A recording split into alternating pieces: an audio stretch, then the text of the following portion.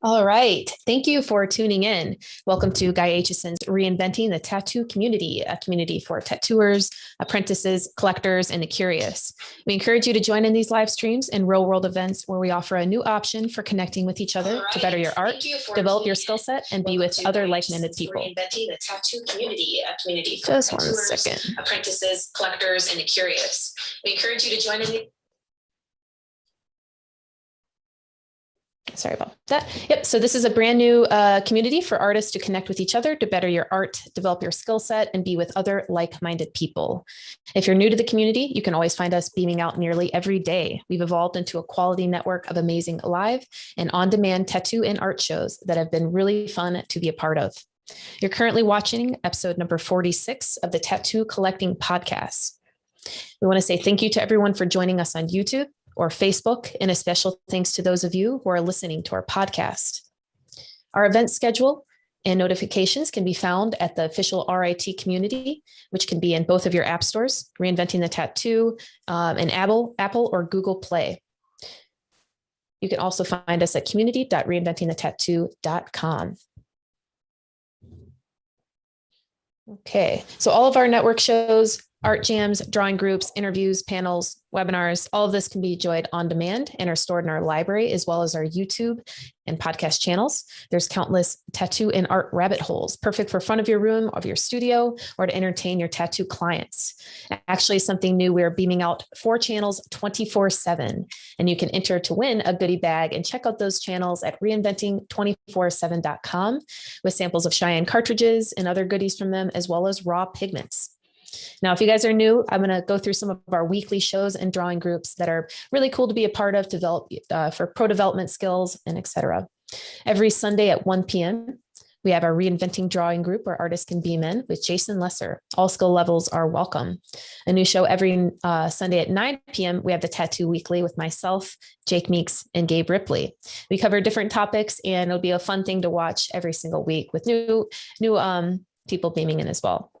Mondays at 9 a.m., we have Jake Meeks of our Fireside Tattoo Network with a Reinventing Drawing group as well. Bring something you're working on for the day, or if you'd like to have something critiqued with other artists, that would be a perfect place to do that. Every Monday at 9 p.m., we have our subscribers only exercises where we focus on a different topic every single week with Guy and other artists. And it's a great option for developing your skill set and to work on something with a group, where it's really been hard for us to do that this last year. Tuesday mornings at 10 a.m., we have Ricardo Sturdivant with a Reinventing Drawing group. Last week, we were focusing on drawing large to small, and we'll build on those topics weekly. Wednesdays at noon, we have our Tattoo Now show with special guests always appearing. We had Paul Talbot last week. We have Mike DeVries coming up as well. Thursdays at noon, we have the Tattoo Collecting Podcast, which you're watching right now with Fawn Baker, Jordan Ruckus, and routinely have special guests and correspondents. Thursdays in the morning, we have subscribers only exercises with Kirsten, where we focus on all skill levels, but fundamentals predominantly for apprentices and others who are working on their skills. A few ways to support the show are upcoming pro development and on-demand shows. We've got stuff from Andre Malcolm, BJ Betts, tons of stuff from Bob Tyrell and others. All of these can be found at courses.reinventingthetattoo.com. We want to say thank you to our sponsors for allowing this community to be available to you for free. We want to highlight World Tattoo Events. You can find them at worldtattooevents.com. They're the largest, most comprehensive resource for tattoo events worldwide. Lots of stuff is updating as conventions are rescheduling like crazy, so that's the place to go if you're looking for up-to-date information. Thank you to Donna at Inkjet Stencils. You can print stencils from your mobile or your computer. You're going to save time, hands, your apprentice's hands, webinars, and free samples are located at inkjetstencils.com. Raw Pigments as well. They're an ink company that's tapping into the source with acrylic-free pigments that have been impressing artists across the globe. You can find them at rawpigments.co or send them a DM on their Instagram or social accounts at Raw Pigments. We've got D-Lives Pro, known internationally as Dermalize Pro. Protect your art. If you're using saran wrap, watch videos of tattooers to see what this is all about at dermalizepro.com. Of course, we want to say thank you to Gabe for providing technology for tattooers at Tattoo Now. You can find them on YouTube as well as tattoonow.com. Of course, the founder and inspiration behind Reinventing the Tattoo is Guy Aitchison. You can find his encyclopedia, DVDs, machines, paintings, and all of that stuff at guyaitchison.com. I want to thank our affiliates, the Fireside Tattoo Network, the Apprenticeship Diaries, and eco-friendly-tattoo-supplies.com as well. Now, if you guys are traveling, we'll be seeing more of you rather than just through the camera. We've got some real world events coming up in October. October 3rd to 6th is a BYOB Paradise Gathering. We'll be webcasting shows live, seminars, all sorts of stuff. And that will be happening at Jiminy Peak. In November, the crew is going to be traveling to Brussels, Belgium for the Brussels Tattoo Convention. You can find Nick Baxter, Ivana, Gabe, all of them doing seminars, beaming in an art jam, all sorts of stuff, subscriber exclusive meetups and general ones. So if you are up for international travel to Europe, we will see you there. Next May, I know that Jordan and Fawn can attest to the excitement behind Health City coming back. May 20th to 22nd next year, Columbus is coming. July 8th to 10th, we have the Rock River Tattoo Art Expo in Illinois. We'll have a reinventing track artist. It's an amazing venue, so it's easy to get to from anywhere in the world. And if you're interested, just shoot us a message about that. Tony Urbanic has the Rubber City Tattoo Invitational in Akron, Ohio, July 29th to 31st. And then next year, we'll have the actual Paradise Tattoo Gathering back October 20th to 23rd. So if you're watching, we welcome positive reviews on our channels and we'd love for you to follow us. If you'd like to host a reinventing event kind of like this or similar, just shoot us a message at management@reinventingthetattoo.com. Now, today is episode number 46. As I said before, we're creeping on that 50 mark. I'm really excited. We have special guests all the time. I'm going to hand it over to Jordan and have you guys introduce yourselves and your guests today. Hey, Lauren. And hey, everybody. Welcome back to the Tattoo Collecting Podcast. We are here with Tony Terrell today. That's right. He is the man, the myth, and the legend. I wouldn't go that far, but He is to me. He is to me. Here to my heart. We're also here with Fawn. Yep. As always. I'm here today. It's going to be a fun day. I love Tony, so happy to have you on, man. Thanks for coming. Absolutely. My pleasure. So What is us out today? Oh, am I pretty loud? Yeah, Oh, yeah. you're super loud. Yeah. So we've been wanting to have Tony on for a few weeks. We've been talking about, talking it up. So Tony joined us in a super early episode, like the first one. Yeah, it was like first or second one. Right, the first 10. Yep. We kind of ran through like your list of like artists who have worked on you, but it's pretty prolific. Like once we sit down and start talking about Tony's work, he's been worked on by like a lot of people, a lot of really cool people. Yeah. So do you wanna kind of tell our listeners who you are, what you do, how you are involved with the community? Sure. Again, my name is Tony Terrell. I am the general manager of True Tattoo Supply and the former general manager of Hell City Tattoo Festival. But That little festival we mentioned a minute ago. yeah. You're at the little So I got that taken. I had some health issues a couple of years ago and a lot of stress. And so Derb just kind of took that off my plate and said, why don't you focus on the supply company? So I've been around tattooing. I was a body piercer from 94 till, I don't know, 17 years or so. It's crazy. So when I got out of when I went into the Navy, Derb started tattooing. You know, he went to Sturgis. I went off to the military. So similar directions, but opposites. So, and then, he went to Sturgis. You went into the Navy. Yep. A squid. So I've been around, you know, I went to high school with Derb and I've been around tattooing for. I didn't realize you went to high school together. I knew you guys went way back. I didn't realize you went to high school. I took him to get his first professional tattoo. So, I've heard this story before. Yeah, he was 16 and on house arrest, and I was 18. Could you imagine if you wouldn't have been like, get in, let's go? Can you imagine had we been pulled over? Because I would have gotten contributing to delinquency of a minor Lighter. on house arrest, so he would have gotten arrested again. It would have been bad, but it worked out. Yep. I'm gonna say it worked out for the best. it worked out. So Yeah. But anyway, so pretty much since I was 18 years old, I've actually been around tattooing. So 30 plus years. I'll be 50 in August. So don't want to really admit that, but hey, you know, That's all right. so I've been Roll with it. Be graceful. about 31, 32 years. I've been actually around the industry. So That's crazy. I feel like it's Good. consumed my entire life, but I've only been doing it. I've only been like submerged in the culture for like maybe 13, 14 years. Yep. So like, I got 10 years on my plate. 10 for me. definitely, I feel fully submerged. You know, 10 years deep. I mean, it's the life. you're the veteran, Tony.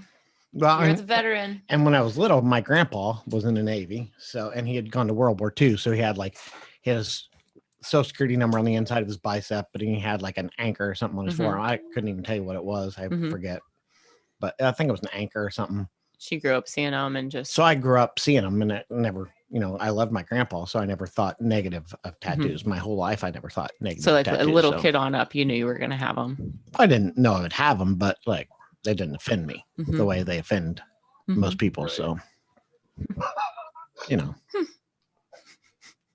Like my mom. Is your mom offended, Todd? She don't like them whatsoever. No, not at all. No, not at all. My mom accepts them now. The first time I got tattoos below my t-shirt sleeves, I broke my leg and I was in the hospital. Oh no. And my mom and dad, I'm like, you guys don't need to come up. I just, they'll set my leg. No big deal. And they're like, no, we'll come up. So they were in the room and I uncovered myself from the bed and told them, and they're like, you're stupid. That was the only thing that shook his head and just said, you're stupid. So that was my mom. Yeah, I wonder. And yet she's got a little rose on her, and it's like I laugh about that. Yeah, I wonder what my mom thought. First day I came up, I was 18 years old after buying, or like 17 years old after buying my first like eBay tattoo machine kit, and like tattooed myself like as soon as I got it. Mom, look what I can do. Right. Hey, Mom, look at this. Horrified.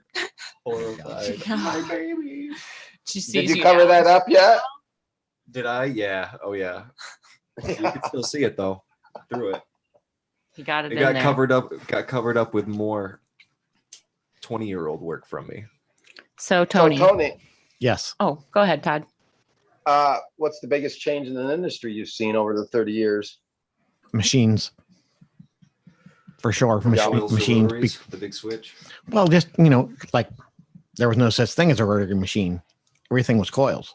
And then cosmetic tattooing showed up, and like everybody's like, hey, look at what they're doing with eyebrows and things like that. Look at these machines. So next thing you know, every tattoo artist in the world sells or is using some sort of pen or cartridge machine. So, and most of them are using batteries now too. They're all wireless, but I think machines have been the biggest change that I've seen over the last 30 plus years, just because, like I said, for 25 years, nobody used rotary machines. I mean, in the past, in the past, rotary motors just weren't going to hold up to like the precision that we need now. Nope. Now what we have, it's a whole different industry, but it's changed tattooing, is drones.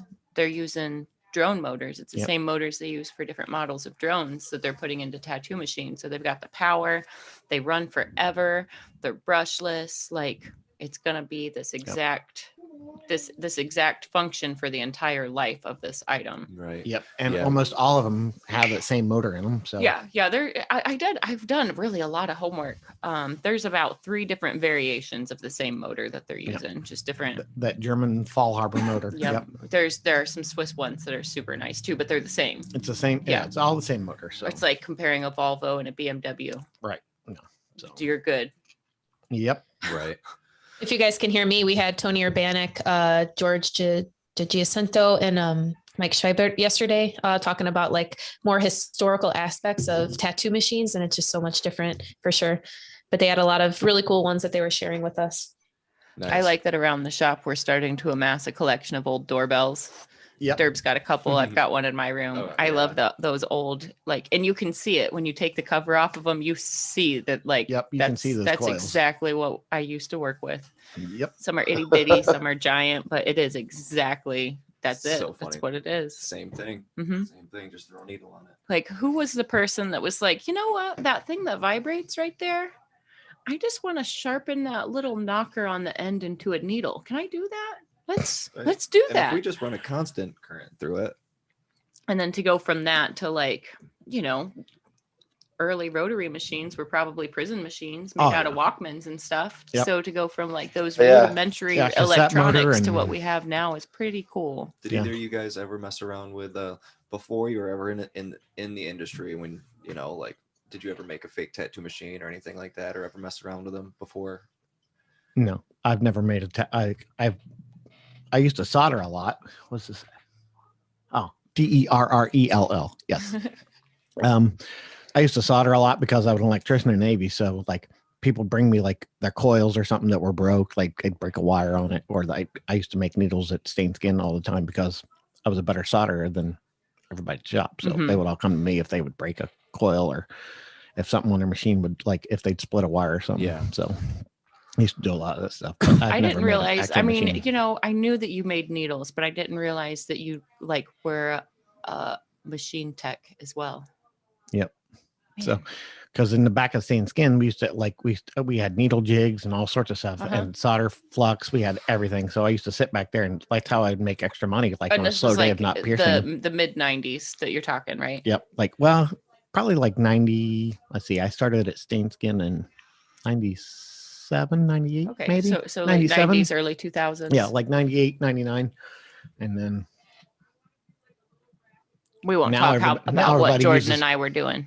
I was just discovering mechanical pencils in 98. It's like, oh, you mean they have precision ones where I can put different lead in and I can really, wow, I can this get is harder better lead than too? just a Bic number 2. Got it. Cool. I was just learning that in like 97, 98. So 97, 98. Yeah, I won't talk about what I was doing. Jordan's like, I was in diapers. It's like, I was a baby. I say my daughter was only like 2 or 3. I was so, learning to I feed was 6. myself. I was 6. Yeah, I got my daughter- second tattoo in 97. I couldn't tell you what number tattoo I got in 97 because I got How old were you when you got your first tattoo?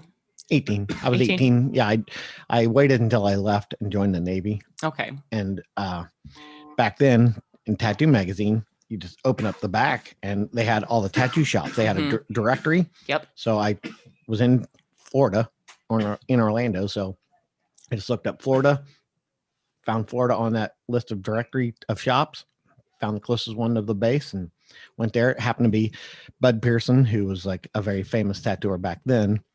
A lot of people don't know who he is, but I went there to get tattooed by him and he was busy. So I ended up getting tattooed by his wife. So my first professional tattoo was done by a woman.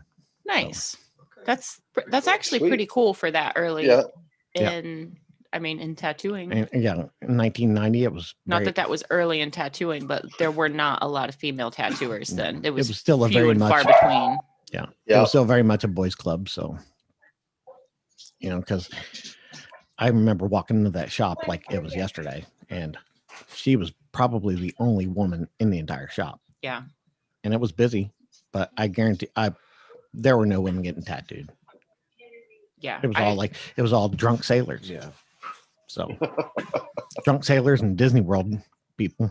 So Man, I'm trying to remember. Like I was in a small community. I wasn't anywhere near like a military base or anything like that. So I was in a situation where like there just were not a lot of tattooed people growing up.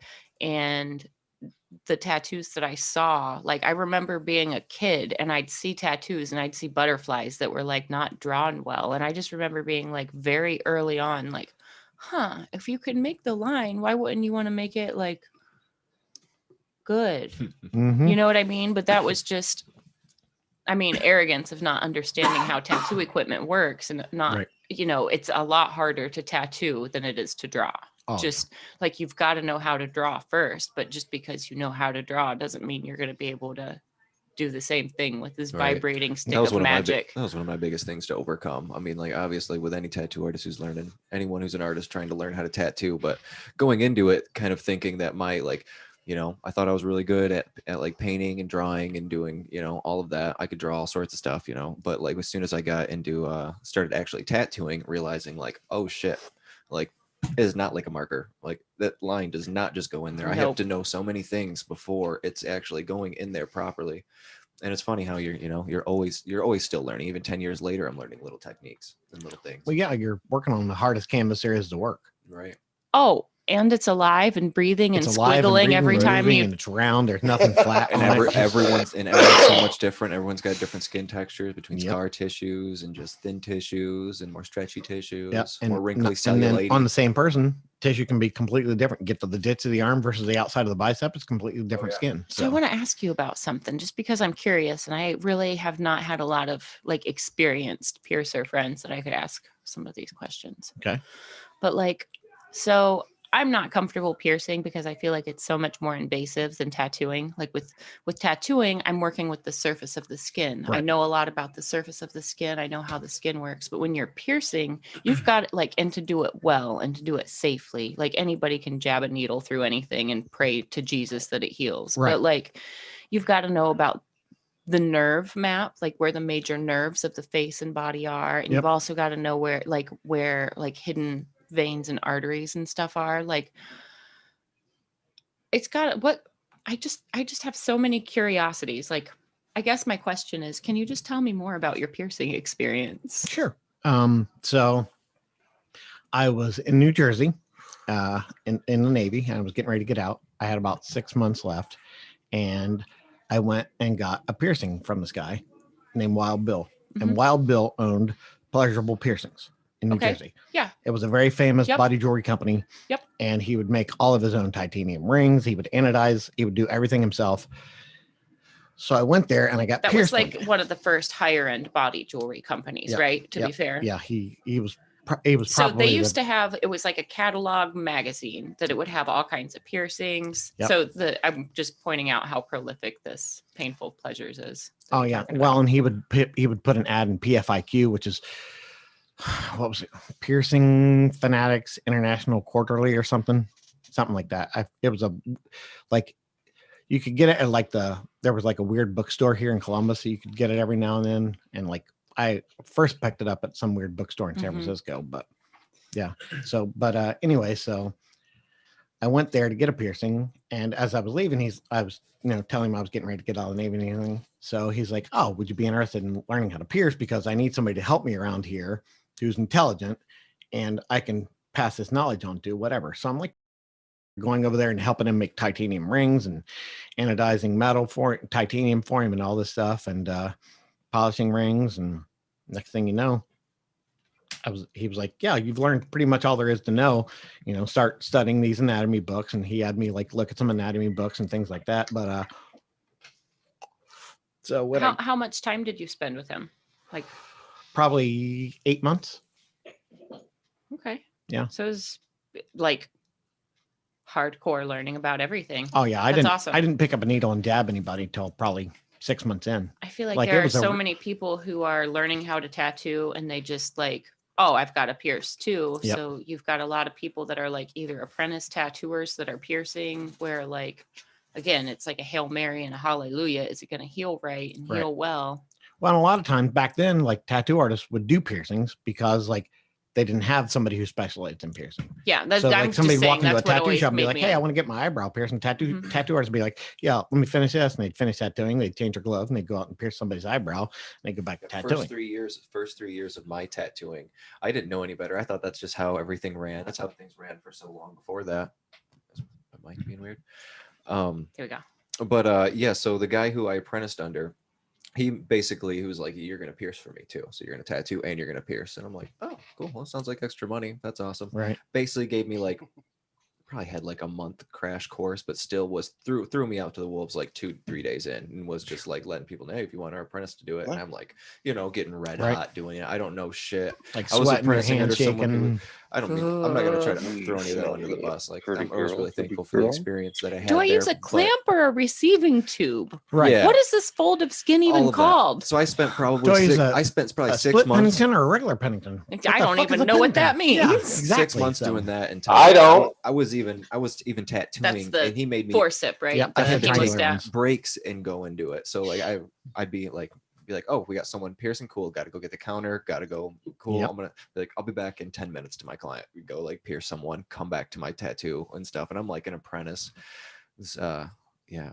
it was a lot until I realized, oh, this is not what I should not be piercing. I should be putting all of my focus into tattooing, because To I be didn't honest- really care for piercing that much. I felt pressure to do it. I didn't really want to do it, but kind of felt like I had to, till I realized, oh, this isn't something I have to do. Yeah, I just wasn't comfortable with it. So it was like, do I have to do this? No. Cool, because I don't want to. Yeah. Like, I don't have a lot of piercings. I mean, they're fine. Like, Right. don't get me wrong. I've stretched my earlobes a few times. Like, I'm more into the things that require patience, not the right now. You know what I mean? Right. Like, I like that slow evolution of the modifications that I do to myself. But anyways, nothing against piercing. It's like a whole subculture within the body modification yeah. community, like tattooing is. But I feel like in reality, I would probably be very good at it. And I would probably, I love talking about anatomy and how the body works. Right. And, but I just wasn't comfortable doing it. It's just too invasive for me. Like I said earlier, tattooing is just on the surface and I'm Right. comfortable with that, but it's very invasive. And Oh, I agree. Yeah, Yeah. I I can't definitely agree. draw. So I had enough respect for tattooing when I got into this industry that I'm like, I'm never going to tattoo because I can't draw. So why should I be an artist? I'm not an artist on canvas. So even though I kind of paint, but like, if I can't be an artist Right. and do exactly what I want to on canvas, I'm certainly not going to disrespect tattooing by Right. trying And to do that it on was me somebody's with skin. piercing. I was like, I need to give respect to the people who are Sure. doing this, who are putting a lot into it, because I am, but I'm also, I don't know, didn't really care that much about it, was doing because I felt like I had to. And I'm like, I don't want to fuck anybody up. I was going through so many different times of like being pressured to do it, where I felt like I had to do it or I was going to get in basically, in trouble. Right. Someone wasn't going to be happy with me if I didn't take this client on, and then Mm-hmm. I do it and then like fuck up a piercing or have to go do it twice or something like that. And I'm sitting there like, oh, fuck. It can't be like, sorry, I've only been doing this for like, a little while. Right. Because after I was doing it for a couple months, he made me feel like I was, cool, on a roll. Let's, keep you going. And then I realized like, this is something I need to be doing an apprenticeship for like a fucking year, Yeah. like oh, a yeah. solid year. There's so much to know. And like, was always encountering that. So it gave me so much appreciation to the people who are piercing, and that it's such a hard thing, unless you're just doing basic piercings, to be able to do both. If you do both, that's awesome. But I feel like piercing itself is definitely like a full-time thing. well, and now we've got like microdermals and transdermal implants, and those are it's cool to see that they're commonplace, but like, I don't know if I'd be comfortable doing them. See, I learned how to do like surface piercings and stuff like that from Steve Hayworth, who was like the originator of The guy. doing like implants and doing things like that. So he came. So when I moved back to Columbus, I was working in another shop because Derb he had another piercer at Stain Skin at the time. Mhm. She was getting ready to tattoo, or either that or she quit, one of the two. So I went down to Stain Skin. I'd been at this other place for like less than a year, and then I went to Stain Skin, and then she had originally learned to pierce from Steve. Mhm. So Derb and her were really good friends with Steve. Like Derb had gone out there to his ranch in Mhm. Arizona and stuff. So when he came into the guest spot with me, like we did a couple of pretty extreme things to people, but he taught me how to do surface piercings over that course of like 5 days, which is cool. So, Nice to learn from like to the learn, guy. like, because at the time he was the only one that was doing any sort of surface piercings. Mhm. And so he was making these special like bars with like a 90-degree bend on them with the ball on Mhm. the ends of it. So he could do like surface piercings on the back of a neck or something like that. Well, then I discovered a product called Tygon, which is what they use for like vein replacements and stuff. And it has to be changed every now and then, but then I could do longer surface piercings. So I would do like all the way under a guy's eyebrow. The or- flexible, Yeah, that it's- flexible nylon stuff that Yep. threads itself. internally What is it called? It's called, I just said Sorry to put you on the spot. Tygon. I know exactly what you're talking about. Tygon. Yep. My mind was blown when there's a piercer that her name's Dot. She owned a shop that I worked at for a while, and she'd been piercing for years. And when I saw these little magic pieces of spaghetti, I was like, what is this? Yep. And she's like, oh, and she explains. And I was like, any length? She's like, uh-huh. Yep. I had a big spool of it, and then I had all these pairs of like different balls, different sizes. That I Yeah, would- hers was I had just them all in, sterilized, and then like 3-inch strips. see, I had a big spool of it, so like I could cut it to any length, and I'd throw it in the sterilizer, and then How cool.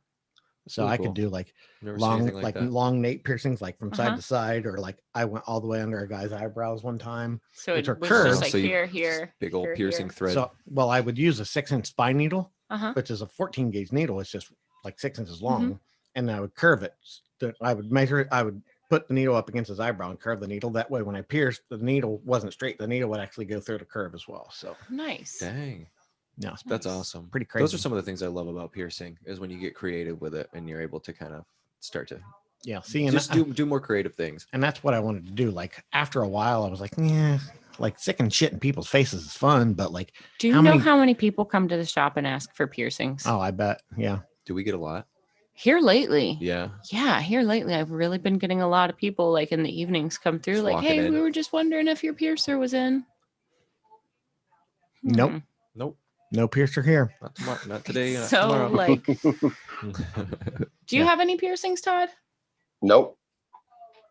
No piercings. Have Tony? No, what did none you at used to all. be pierced? Let's A see. lot. I had my nipples pierced. I still have a Prince Albert.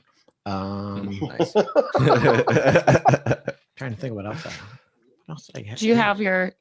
Never had anything on my face. I'm picturing that magazine picture of you that's downstairs. I'm trying to imagine what is on you, but I think maybe you've just got your ears done. Yeah, I had my ear stretched. Like I had no facial piercings. My tongue was like a little webbing under my tongue is like almost to the tip. Ooh. But I was never tongue tied as a kid, so my mom never had it cut. Uh-huh. But so that makes my tongue real short, so I could never get my tongue pierced. Oh, so you couldn't get it pierced. I thought you were Yep. saying you got that piece underneath pierced. I was No, gonna I've be done like, that to a "Ooh, few what was people. that like? Oh, I've done that to I a thought few that's what you people. were Yeah. gonna say. Oof. Oh, Oh man. yeah, that's I easy bet they because it's heal just- quick. I they bet it heal hurts quick. real bad, but No, heals doesn't almost the hurt next hardly day. at all Really? because it's so thin. Probably like butter. Like you bite in your tongue real quick, and then Yeah, I suppose. the hardest part's to transfer because like it's wet and slippery under there and everything like that. So Ugh. pain in the butt. So like, Wet and They probably slippery with tiny balls. Salivate instantly, probably. as soon But as you would- do that. Like, Well, talking about wet and slippery, how do you do a clit piercing? you don't do the clit, you do the hood, which is a Well, little I skin know right that. above it.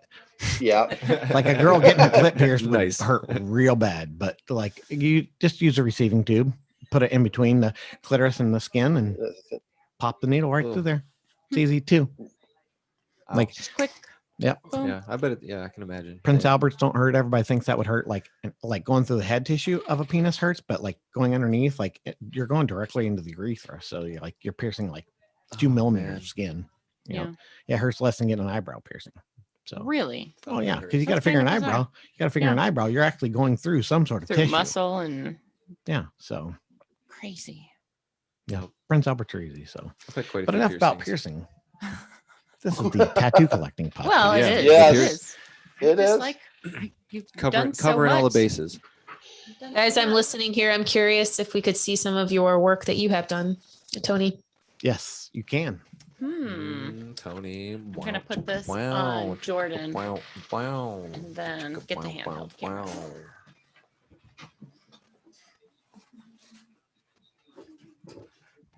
Yeah.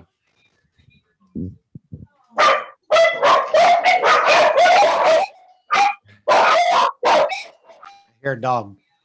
Going nuts. Todd's producers. Yeah. We should have enough light, I think, right? Oh, this wants to be totally plugged in. Yeah, this will auto adjust. I'm getting done tangled. Keep talking, man. Oh, okay. So let's see. My first tattoo I ever got was by Bud Pearson's wife, and it was a Kermit the Frog on my hip. Kermit the Frog. On your Kermit the hip. Frog. How old are you? Do you still have it? 18. No, Rich Cook covered it with a mandala. So you can kind of see him, but it's here, I'll show you. Wow, chicka wow, chicka wow, wow.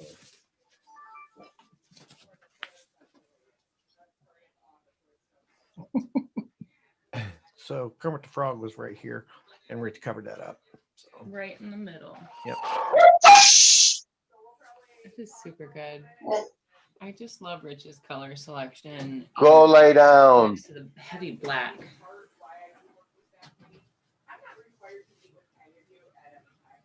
It looks like a naked man standing in the studio. not quite naked, but so that was my first one, and then my second one I got done on the beach in Orlando. A friend of mine did it, and we hand poked tattoos into our ankles that say surf. Nice. because we were going to Cocoa Beach and surfing at the Air Force Base all the time. So, Yeah. which was nice because like with our military IDs, we could get on the base, and Cocoa Beach had like one of the best surf spots in Florida, but it was like down in the military base. So you had to have a military ID to even get in, which was crazy. So Dang. we used to go there all the time. We'd get a bottle of Southern Comfort and a 2-liter Dr. Pepper and just chug it. Get drunk as fuck. Yep. And So surf. going Dr. Pepper. Yep. Ugh. And then I don't know what my third, from then on, it was just getting tattooed. So, Yep. but, see, Derb did this long, like that bulldog. Derb did the bulldog? Yeah, it's a Mighty Mighty Boston's bulldog. That was like, I think the tribal armbands that I have may have been like the second ones or the first ones that Derb did on me, but then the Boston's bulldog. And then of course he put the stretchy skin around it and some chrome, you know. It was Typical 90s. Right. Yeah, It was Bio- 90s. 90s Yeah. bio. Right. So, you know, and all that tribal, like the tribal around the bulldog, I got it done maybe, I remember I got it done. Couldn't tell you. So, and then let's see, Greg D, who worked at Stain Skin for a while. I don't know if I could care less if he's tattooing or not, but he did all this. And then I started getting this covered up by Nathan Costeco. And then right here, if you look real close, those little dots, that's where we were going to start doing tattoo removal, but we opted not to because it's a terrible procedure, but it looks cool. So a lot of people think I actually got that tattooed on me, but those dots are actually tattoo removal. So Yeah, I didn't know until you said that. And then I'm like, oh, that definitely makes sense. yep. So, but like all these hooks and stuff were like him going back, Nathan going back in. So I got him to do it because him and Carson Hill had done my hands. They'd done them at the same time, which was cool. So getting both my hands done at the same time was kind of surreal, but at the same time, Get it out of Cancels there. Yeah. One pain, right? Like one solid pain. well, and it's funny because like if they were both tattooing me, my brain would shut off. I wouldn't feel anything because like it's almost like both halves of my body were just getting like tattooed. But if one would stop, the other hand would hurt The real balance. bad. The balance. It would hurt real bad. But as soon as they would both start, so and I'll never forget that was at the Detroit convention and Derb walked up while they were doing it. They had just started and Derb walked up and goes, "Thanks for making Tony have to work for me the rest of his life." And walked away. I'm like, "Yep, I'm getting my hands tattooed. I guess I'm going to be in the tattoo industry the rest of my life." But That's so funny. I've gotten out of it a couple of times, but just like the mafia, every time Sucks you right back in. yeah, every time I think I'm out, they pull me back in. Right. So, There ain't no life but the life. yep. And then when I lived out, did I live out there? But anyway, my friend John Highland, a kid that worked for him, did the ski at the San Francisco convention. Casey Corklick, who's now in Texas, he did the 2 panels on my chest when he was at Stain Skin doing a guest spot. We have a big poster of his at Stain Skin of like he's a very good traditional artist, great big dude. Derb just did this at the latest Star Wars day. The walk-in day. Yeah. So my Mandalorian tattoo. That's And then right below it, if you see this, is Derb's first color tattoo he ever did. Really? What is Yep. that? Like a Dirk tearing Morrison's eye? first Flaming ever tearing eye? color tattoo. Yeah. Hold on. Let me see. I happened to be, I was home from the Navy. I was on break or leave or whatever. And he and I were getting ready to go out, and the UPS guy showed up at the shop or at his house. And Derb, I was like, "What is that?" And Derb's like, "Oh, it's my Spalding and Rogers ink kit. You want a tattoo real quick?" And I'm like, "Sure." So I went through a sketchbook and found this thing, and I'm like, "I'll get that." So Nice. Spalding and Rogers. That's where everybody gets their first tattoo equipment. yeah. Did you get your first tattoo equipment from Spalding and Rogers? Nope. I don't know what that is. It could have been. You basically you had to Huck kind of Spalding. name drop. You had to kind of name drop somebody who already ordered from them or something, or they wouldn't deal with you. Was I it yeah, had this to was way before Amazon existed. Yeah, Was this this was like an online? And they are thing? still No. around. I Like- can share their website if you want like, to. Yeah, you get like they're you still get like around. a magazine or something like that. Yeah, they'd send Like a you a catalog? catalog and There you go. Look, Spalding and Rogers. Well, and I was Spalding just color looking at course. the website this I morning. still have my same exact machine, just like that. That's so I put funny. different 'Cause I'm coils on pretty it sure though, this is but I exactly have where I it. got That my was a stuff. fantastic machine. Like I could probably throw that thing on, run lines with it today. Oh yeah. Be great. Look, they make left-handed machines. That's awesome. Good for them. Oh, I'm tangled. Yeah, good for them. That's awesome. I'm sure they have a lot of Autumn artifacts handy as well. Yeah, I'm sure they do. A tattooer that you knew that already ordered from them, or like you couldn't just, it was like the only way to verify that you knew what you were doing. It's Oh, yeah. like somebody had to like order from here. Here's the place. Right. I remember when I had my first validation, my first real order, which was, I'm pretty sure, from them. Definitely. Yeah. Because I think my the guy who I was apprenticing under was getting through them, and then he would never give me the catalog and he wouldn't let me go through it. I had to go through him, and Yeah. he had to get it. Yeah, no, we had a real good family friend, and he was probably the first like heavily tattooed person that I ever knew. And he used to tattoo in his younger years and like still does occasionally. And he was like, just give them a call. Tell them that Gator gave you their number. Gator. Yep. Tell them Gator sent you. And That's the cool funny. thing about Gator, his real name is Tom, and he's actually a super good dude, but he's about 5'1.5" if he's got his boots on, and he's just covered from head to toe in tattoos. That's like awesome. growing up in the early 90s, he'd have like the sides of his head tattooed, and he was just covered in like the patchwork of 90s tattoos. Right. But like now everything's getting colored in, and he's got like this thick, bold Maori pattern all over his face now. And Jeez. he's like, everything's starting to connect and be cohesive. Right. He let me do, I shouldn't say he let me do, he was excited to have me do a lot of really early work on him, and he still shows it off. And Nice. like, with the same Spalding and Rogers equipment that Right. we're talking about, like, but it was really cool to have somebody that was just so like, oh no, go ahead and order stuff. I know you're Right. going to be good at it. Like, do this thing. So it's kind of cool to keep like day one connections. Right. You never know what's going to be the most valuable piece of advice, or what's going to be like the first step that leads to other things. Right. Well, and back then, like I can remember like sitting in the office and listening to Derb order ink, because there used to be a company called Unique Ink, and you had to call them. You had to say what size and what color ink you wanted. You had to spell it. Then you had to go to the next one, say what size, what color, and spell it. And then you had to say your name, your address, spell all. You had to spell, like you would leave like a 10-minute voicemail to order like 5 bottles of ink. So, but he made the best pigment in the United States, probably the world, for a long time. So Unique Ink, like, I mean, that stuff would last forever. Like nowadays they put expiration dates on bottles because the health department makes you, or, FDA or whatever. But I mean, you could probably find somebody who has a bottle of Unique Ink, put a little bit of witch hazel in it and tattoo with it, because it's that powder based pigment, and it was thick, and his white would just be white. White. So, oh yeah. So, but you'd have to call and like leave voicemails, because, I'm sure, computers were around, but like he didn't even have a catalog. He had nothing. Right. Like he didn't have anything for you to look at. You had to know what he sold, and you had to know his phone number. And if you didn't know it, then you didn't get that ink. That's crazy.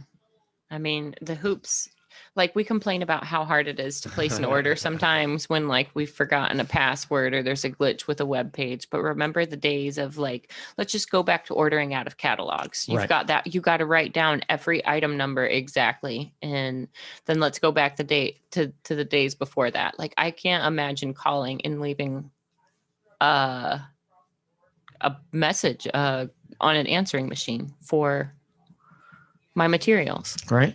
It would be and that was just for the ink. Right. Like you couldn't get anything else from him. All you could get from him was ink. So only ink. And then you couldn't just order needles. You had to order the materials to make your needles. And you had to make them yourself. And if you didn't have a jig, you had to buy a jig.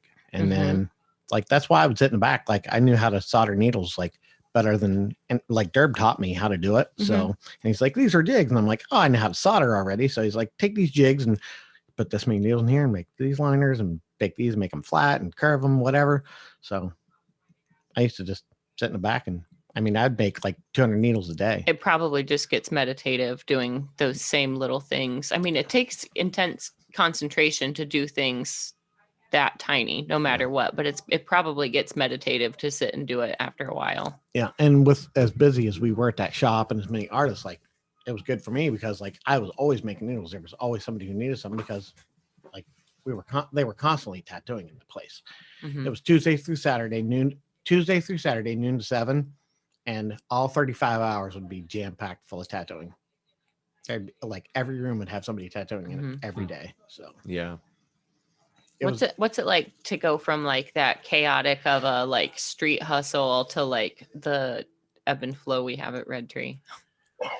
Oh, it's definitely different. Like it was different, like, you know, coming back to Red Tree and like seeing the way it operated, but like Stained Skin, even though we did walk-ins, like almost everybody was booked all the time anyway. And we had a couple of guys who would like, oh, I don't have anything today, I'll take walk-ins. But like we would be busy, but like Everybody like, was everybody booked was always booked. Still So not like, constant you know, street like, clientele. sure, we had revolving we every had a day. lot of walk-in traffic and things like that. And we used to have a bench out front of the shop that we called the bum bench because like bums would sit down on it and then we'd moon them through the glass and take pictures of it. So I think Derb still has all those. We planned on putting a calendar out, but I'm sure he has all those pictures. It's probably on his Instagram or something somewhere. I've heard the Facebook. bum bench stories. Oh yeah. So, but that Hey place, guys, yes, sir. hey, I'm sorry to interrupt, but I was muted. I didn't realize I was muted. But when you were talking about unique inks, the first guy that tattooed me just before when I started getting tattooed again, Joe Riley, I was talking to him in Vegas about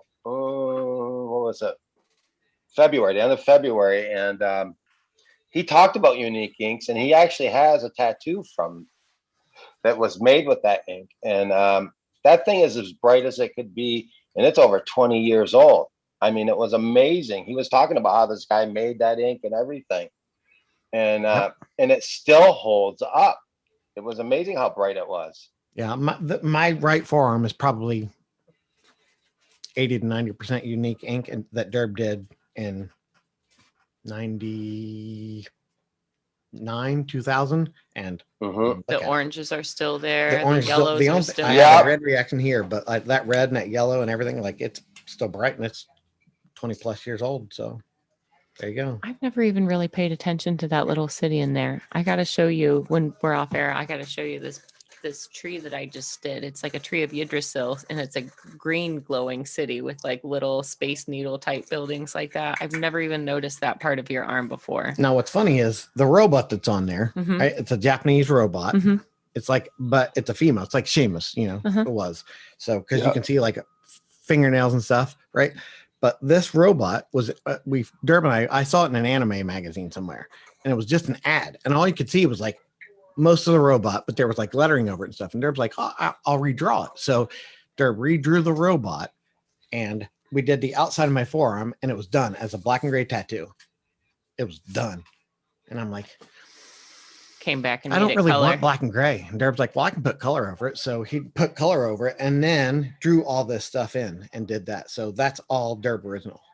Like that wasn't anything, like Derb drew all that. First of all, I don't Nice. think I realized that Derb did all of that. And second of all, I don't think I've ever looked at that part of the inside of your arm before. I don't think I've ever noticed that little scene. Like there's this whole crazy little, I need to get the camera. I need to show this off. We're talking Yeah. about it too much. But yeah, I can, and I had a real bad red reaction. So like there's a little bit of scarring in the red, but I mean like the lines of the red are so thin, but like it raised up like almost Did a it quarter of really? an inch. Yeah.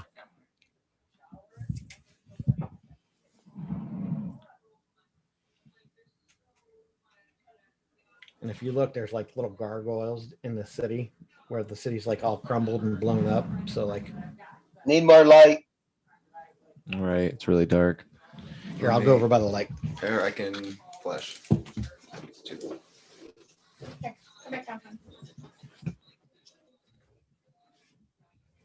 There There we go.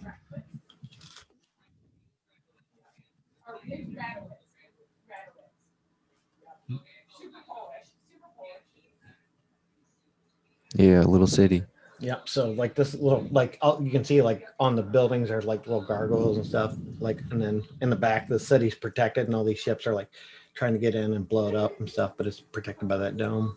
It's just something that we made up. And then this is supposed to be like a Seamus, like Japanese Space Marine kind of lone wolf, like I'll take everybody on kind of thing. So it's old and it's, Cool. you know, I love obviously Metroid. It's dark because I never put sunscreen on, which I should, but I don't. So And Shame when on you got, you. and when you got hair like that, you know, over your Right. arm, it always, you Yeah, know, when I if you shaved your arm, it would pop so much. no, yeah, you can see it a lot better when I shave my arms, but I should start using some sort of sunscreen. We carry Mad Rabbit now at True Tattoo Supply, which is like the only tattoo product that's been like gotten an offer on Shark Tank, I think. Is it vegan and all that? Yeah, and it's like vegan, and they sell like tattoo balm, they sell sunscreen, so like conditioning stuff. It's all aftercare stuff. Yeah, we so, just got that in within the last couple of weeks, right? yeah. So, Jess and I were talking about it the other day. I'm curious. yeah, so I'm gonna buy we're going on vacation. One's cucumber and the other's lavender, right? Yep. I'm not going to do the lavender. lavender one, but I'll do the cucumber one. Yeah. I'll give it a try. I'm allergic to lavender. I'm one of those few, That like, I got to be sucks. I careful love about lavender. the botanicals, Right. like Poor thing. lavender, chamomile, things like that. We had a booth in Chicago this weekend. They're definitely getting their name out there as well. Nice. That's cool. I want to give them a So, try though. yeah, so I'm gonna you know try what? the This sunscreen, Sunday so. when we go kayaking, are you going to go kayaking? No, my daughter's in town this Oh, weekend. that's so- right. So I think when we go kayaking, I'm going to give it a try. And if I'm not sunburned, it'll get my seal of approval. But I am like white, Oh yeah. you are. White. Yeah. white as it gets. Yeah. You're a pretty pale person. It's a struggle, man. Like it's a real challenge. Like it is really easy to be like, oh yeah, I'll do anything. What time of the day is it? Is it overcast? We should wait till about 5. The sun will be down enough. Like There might be I some have to shadows I like, can get behind. yeah, like when we're out west and we're doing things together, I have to be so careful. Like Oh yeah. I spray myself with sunblock from head to toe before I like even leave the bathroom after my shower. Like I mean, I'm you have to, but- sunblocked. When we do Health City in Arizona at Phoenix, you know, it's August in Phoenix. Like, so one of our AV guys, Brian Midkiff, is Mhm. redhead. So like he calls himself a day walker, and he was hitting on some girl in the pool for maybe 20 minutes, and he didn't have sunblock on. Maybe 20 minutes. Sunburnt the Ooh. whole Oh, rest of the He time. was so Mhm. he was like a lobster. Sunburn. Yeah. Sometimes it can happen as quick as a half hour for me, and I'll Yeah. be uncomfortable for a whole week. Yeah, especially out there in that sun. Yeah. Oh There- man, radiation's just so yeah. much crazier out there. You just feel the sun burning. Yep. So Higher Can't elevation, wait till next year. closer to the sun, we are middle of the desert. Yeah, it's the elevation. I think really that does that. don't forget, kiddies, Health City 2022 coming next year. Health in 2022. Yep. Oh wait, it is 21 Yep. right now. You're right, 22. Crazy. So, but Still we a ways started, away. started twice again next year. So Yep.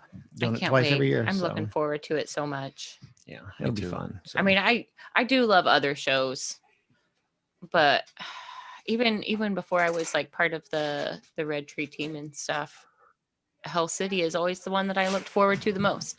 The second is Detroit. yep, Detroit's a lot Love of the fun. Motor City Yeah. show, and I love Detroit. Like I love the city. I Right. love just like creeping around and visiting all of my old little stomping grounds. Right.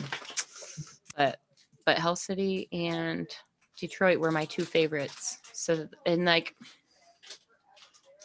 now to see how Hell City works from the inside out is you would think there would be some kind of disappointment, but it's like, man, all of this happens with this few people. Yeah, I'll help. Yep. What do you need me to carry? You know, it's pretty cool to see.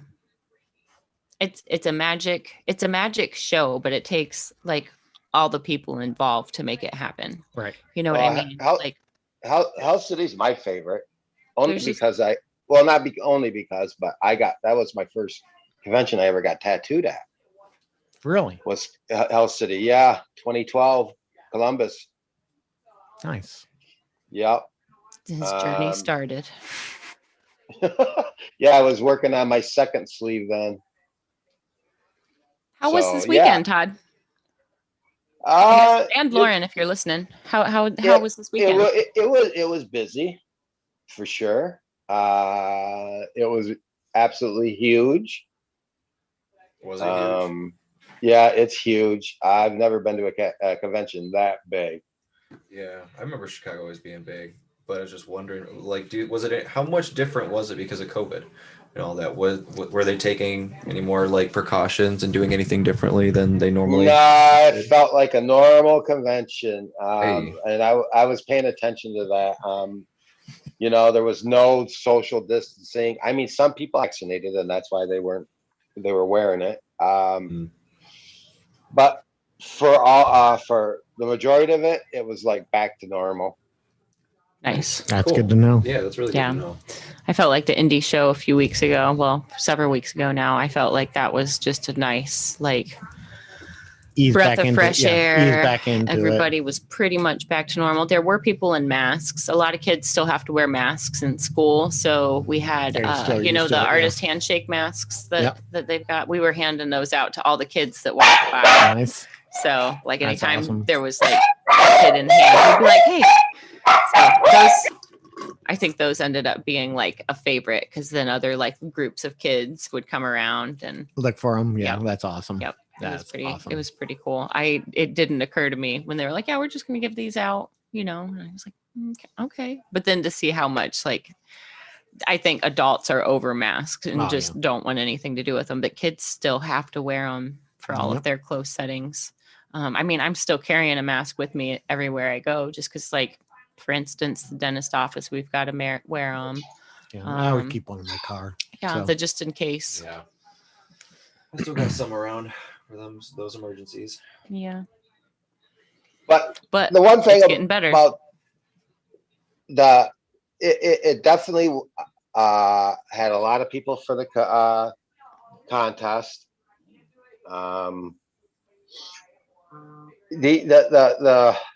The great thing is that seeing people again. I mean, there was a lot of people I haven't seen for over a year and a half.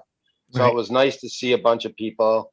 You know, I Pony Larson, I know him pretty well, and it was great to finally see Pony again. It was amazing. I mean, for just to be in a convention, that was great. Was it a convention I'm used to? No. It's like a total Yeah. of like once you've done like I feel like there are like circuits of tattoo shows and circuits of people that kind of go to the same events and know one another. And I feel like Hell City, Motor City, a lot of them are the same artists. A lot of them are this or you know, throughout the years, similar artists have Right. come and gone throughout those shows. So you start to see faces, you start to see collectors that you recognize. And then to go to like a villain arts show is a totally different scene. So it's totally different artists where like I might know like some of the supply companies, I Right. might know whoever's vending, you know, I might know those people. Those might be familiar faces Yep. that I've seen throughout the years. But it's crazy to see like a whole entirely different community of tattoo collectors. Like you would think that we were all like the same, but to see like, you know, we all prioritize and make vacations around different events, so we Right. see different people. So to see totally different just different faces and different kinds of collectors, and you know, there's always that one man or the one woman who takes their clothes off and you're like, where did you come from? Like, Yep. where have you been hiding? Why don't we already know each other? That always kind of amazes me. And Yeah. at the same time, I'll see artists where like, what rock have you been, what rock have I been under that I don't know who you are yet? Yeah. So that's the cool thing about jumping to other, I want to call them circuits of tattoo shows. Tattoo the Lou was kind of like a mix of a lot of Hell City artists that I recognize and a mix of artists that I didn't necessarily know yet. Yeah, It's always nice. I always try to jump on the villain arts were always the ones that I went to up until I worked here. I always tried to do the circuit for those, hit as many as I could every year.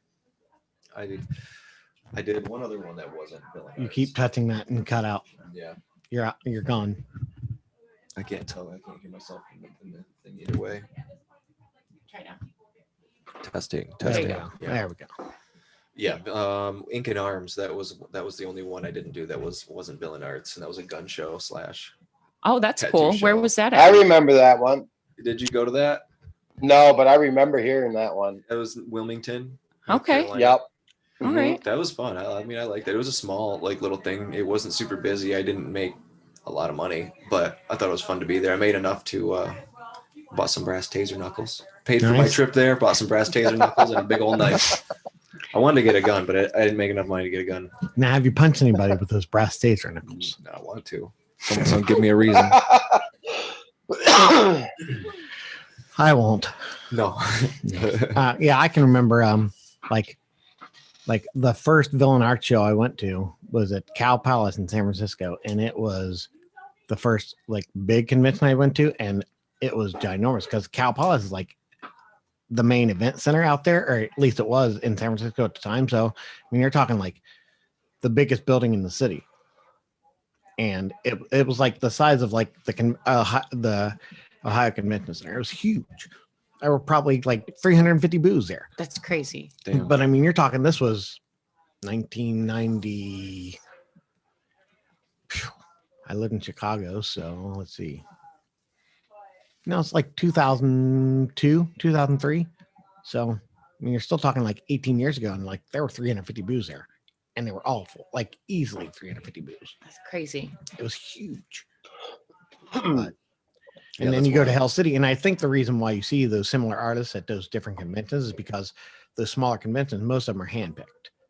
It's like Yep. the artists are handpicked. Like Mhm. Detroit, like Tramp did very good about selecting who came to the show. He wouldn't Right. let just anybody with $500 get a booth. Right. And Derb has always been like that. Like Derb took the good from tattoo conventions and then took the bad from tattoo conventions and threw them out. Fair. You know, that to Yep. make Hell City. So not everybody can get a booth because we're limited.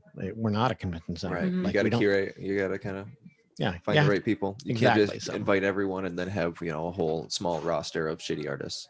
Right. Well, that's why House City was always better than most conventions because the quality of artists was much more higher. And people like quality control. When you know Well, you're the going other to thing somewhere where is- you're going to see the quality. I mean, everyone wants to go somewhere where they're going to see I like feel all like- the good artists. I feel like together. with Hell City, education is pushed so hard, like tattoo education as well as art education as well as like tattoo history education. And I think Mhm. that's one of those things, like being a young tattooer and being a young tattoo collector. Like if it wasn't for seeing like Todd in tattoo collections and seeing like Jan Marie, you know who I'm talking about? Like Yep. if it wasn't for seeing Love people Jan. like that up on stage, I wouldn't have been like, what am I gonna look like? Right. You know, those are, I don't know, those are experiences that I didn't necessarily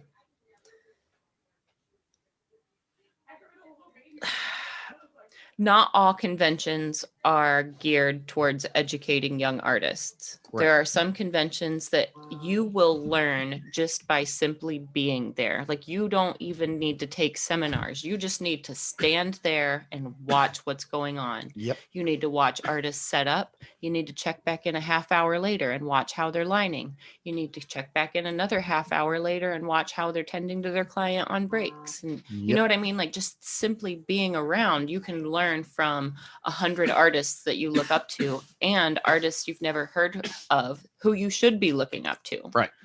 That's the cool thing about shows like the Paradise Gatherings and Hell City and the Motor City Expo that just make me like, it made me want to be that level. You Right. know what I mean? Like both as a collector and as a tattooer. Like I would early on when I wasn't heavily tattooed, I would look at people in the crowd who had their clothes off and they were Right. just waiting in line to go up on stage and shop. And I'd look at like the whole arrangement of their collection and I'd make notes about things that I liked and didn't like. There might be somebody that's covered in beautiful work, but there's no flow between one piece and the next. So it's like, okay, well, I notice I don't like that patchwork feel, but some Right. people do.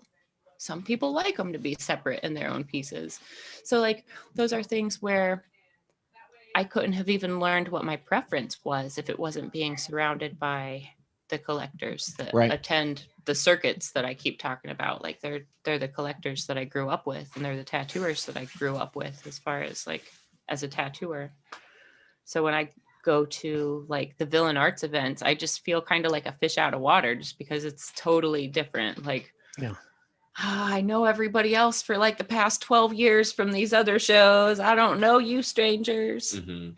And they're so big. So Yeah. there's so much to take in. So it's like, oh man, where do we start? Even the Cincinnati Yeah. Villain Arts show, it wasn't a real big show like Chicago, but it's still like every aisle, there's 70% new artists that I haven't even Mhm. heard of. So Yep. a Well, for, lot of like taking photos of names, doing homework later. Mhm. as a collector, for me, seeing and going to a bunch of different conventions. It's definitely regional on for a collector, the quality of different collectors. The East Coast, the West Coast definitely have some amazing collectors on those posts. I mean, Cali. So is you're a telling different me level. in the Midwest, we got to step our game up? Yep, Okay. by far. You know, Yeah, but you know when what? I- Though? what- Most of those but coastal when I- collectors I see, they're like 25 and they already have their face tattooed. Fair. yeah, I What the get fuck that. are you I get doing? that. But I'm You not know? talking about them. Those are really quick and easy. There's other people out there that are much more heavily tattooed. I mean, you got that whole Chicano scene out in Cali. You know, you got Compton Dave. He was one of the first guys that I looked at and went, wow, that guy thought shit through. Yeah, I know who you're Then talking about. He's a and then fantastic black and then- gray and then collector. Yalzy, you know, Yalzy was quite, you know, it was amazing to see him. Those guys were the first ones to make me realize that I need to start thinking what I'm doing to my body and what I'm collecting. Because it was just, you know, I mean, my sleeves were really the first thought out thing I did, but I never thought about flow, never thought about any of that. Those guys were the first guys that gave me the idea that you need to plan the shit out if you want it to look somewhat cohesive. Yeah. Mhm. And you see that more in a lot of the coastal conventions because there's so many different collectors that you never see. I feel Like like there's this guy called I know Monty and Robert Foe has tattooed him, and Monty has had this is his third bodysuit. He's lasered 2 off, and this is his third one. Third bodysuit. Third bodysuit, and the guy is only not even. I don't even think he's Wonder what like his skin 38, feels like. man. crazy. Yeah, how many bodysuits does Chris Longo have? Well, he's just like layering over. He's Oh, not yeah. removing Yeah. and then. He's got, but he's But got he's like, on his third bodysuit as well. Third His third full- bodysuit. We're talking about mayor Chris- of Tattooville, Yep. Chris Longo. Okay. He's Yep. awesome. the guy who has Jack Jordan, Rudy, the guy who has If he Jack Rudy. offers you snacks, just take them Let's take them. and eat it. And if he says don't eat the whole thing, Don't eat the whole thing. Yeah. Yeah. Lyle Tuttle told me that once. He handed me this little cookie, little green cookie. He's like, my daughter made these. Don't eat the whole thing. When Lyle Tuttle tells you not to eat the whole thing, don't eat the whole Don't eat thing. the whole Did you eat the whole thing? Yeah. Did No, you? hell no. The guy next to me did. Dumbass. So, you know, His day He was out for a over. while. Yeah. so, but yeah, Chris has a portrait of Jack Rudy next to his nutsack. Really? Yep. That's Yep. awesome. That's amazing. So, yeah, we did a roast of him one year at Hell City. And we had these little cutouts made of him holding his dick. So, like, he was completely naked, just holding himself. And we had little, like, 10-inch cutouts made. And everybody on the roast panel had a cutout of him in front of their station. It was awesome. That's fantastic. That's so funny. So, He's fun. yeah, he He's is super fun. good guy. He loves getting tattooed though. Like there are some He does. people that just aren't going to stop. I think it's going to be like a bittersweet moment when like my bodysuit is pretty much complete. Chris has given me compliments on mine, and it just blows my mind that he says that. But, you know, we all know Chris. We've known him for years, and you know, it means a lot when he says it to me. Yeah. So he is a good guy. I mean, he really is. I like him. He's judged me many times.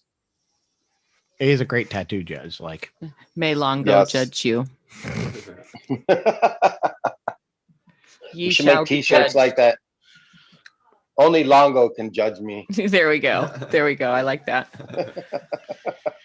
you know, I was sitting there trying to think about like through my collection, like everybody I've been tattooed by, but I think I have one of the first collaborative tattoos Yeah. without these guys knowing each other. When I was in San Francisco, my friend wanted to get tattooed, and I'm like, well, the only place to go is Primal Urge, Marcus Pacheco. Let's go there. That's the shop. Well, we went there, and Marcus wasn't there. It was Mhm. Jeff Razier and Timothy Hoyer. Okay. So my friend got this big Yeah. traditional Black Panther crawling up his back from Jeff, And Timothy was sitting there drawing, and he's like, "Hey, why aren't you getting tattooed?" And I'm like, I only have like $60 on me spare. And he's like, "I can do something for $60. What do you want?" Well, I was still surfing at the time, and a good luck charm for surfers are dolphins. If there are dolphins in the water, there are no sharks around.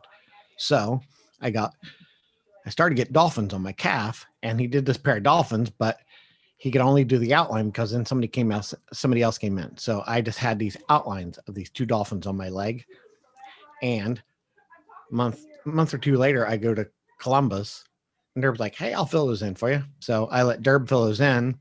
And then a year later, he started his back piece with Timothy down in Virginia. Nice.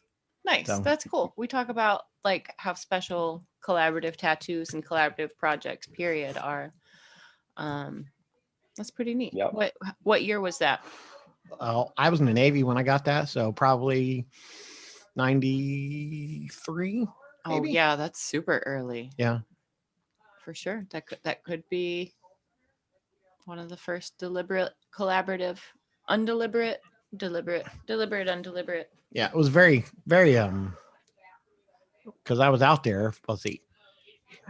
So, 93, 94, probably. Nice. So, and then it was shortly after Derb opened Sane Skin that I got these colored. So, he opened Sane Skin in 95. Is that right? I think so. I It's think like 94. 94, I could be 94, wrong. 94, I think so. But yeah, it was shortly after. I think I was still in the Navy when he colored these in. But then once I got out, and like a few months later, like Timothy had moved to Virginia, and Derb started doing his back piece with him. Like, and that was back when like you had to take a bus to go see somebody if you didn't have a car, and like Right. flights, not like you could, like, flights weren't cheap, Yeah. but like I remember Derb like, "Oh, got to take a bus trip," so he'd go down there and get his back worked on, and then have to take the Greyhound back to Columbus after getting his Ew. back tattooed. Oh damn. Ugh. So yeah, I don't think he's shared any of the Greyhound stories. We're gonna have to ask him about that next Right. time we talk to him. Yeah. Feel it already. Ugh. ask him about those Yeah. bus trips. 'Cause- Heck yeah, Man, no. just driving in my own vehicle after getting worked on is a nightmare. I couldn't imagine being uncomfortable on a Greyhound with strangers and Yeah, filth. no. And Lions know better. Yeah, No? I've done the flying thing. No. My full chest. Oh, piece, I've done I it was too fine much. with. Well, and if you fly after you get tattooed and you go up and you're like, "Oh, All the shit, now I'm pressure and swelling. pressing, Mhm. sucks." Yeah. One of the reasons that I like whole to drive. ambient sensitivity in general, when you're just around that many people, I feel more exposed. Well, you're so uncomfortable on a plane, and then As it is Being- uncomfortable, yeah. in pain while you're uncomfortable. Well, Also, well, hey, I'll tell you, I'll give you a story. When Megan and Nam tattooed me, I'm all Sanodermed up. What's gross is how juicy it is, because we tattooed me 3.5 hours later. I'm on a plane home, so it's just weeping and weeping and weeping that whole time. So I get into Houston and I had to go to the bathroom, and there was just no way I couldn't not let that plasma go. I had to let it out, and it was like, because it just felt so gross. You could feel it just dripping Mhm. on the Right. plane. It was like, oh, Right. God, And you this just feel is disgusting. sick. Yep. Feel like you're just making a biohazard everywhere you go. Yeah. Feel guilty. Yeah, getting tattooed is uncomfortable enough. Being uncomfortable after getting tattooed sucks.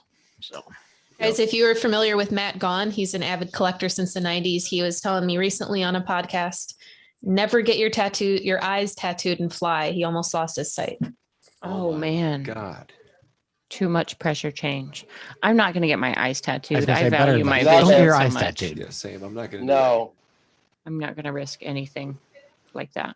Do that. Yeah, I'd be way too afraid to lose my vision. Yeah, I mean, if you Any want sort to, of- go ahead. But I really enjoy Yeah. my no, 20/20. I'm 100% all for doing whatever the fuck you want. So please, I want to split my tongue. Like I got all sorts of things I want to do, but I wouldn't do my eye. But That's if you're that's gonna just get your me. eye That's just tattooed, me. don't fly. Don't fly. Boom.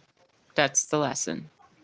yeah, I Don't got do I got the back of my knee tattooed by Nico, actually at the first Paradise Tattoo Gathering, because there were very few people there. Hmm. It was brand new. Gabe had, just started it, and he Mhm. asked me and Derb to come up and help him with AV and do everything, because we were already doing Hell City. So we kind of consulted with him and helped him do that first one. Well, on Sunday there was nobody tattooing, because there were nobody there.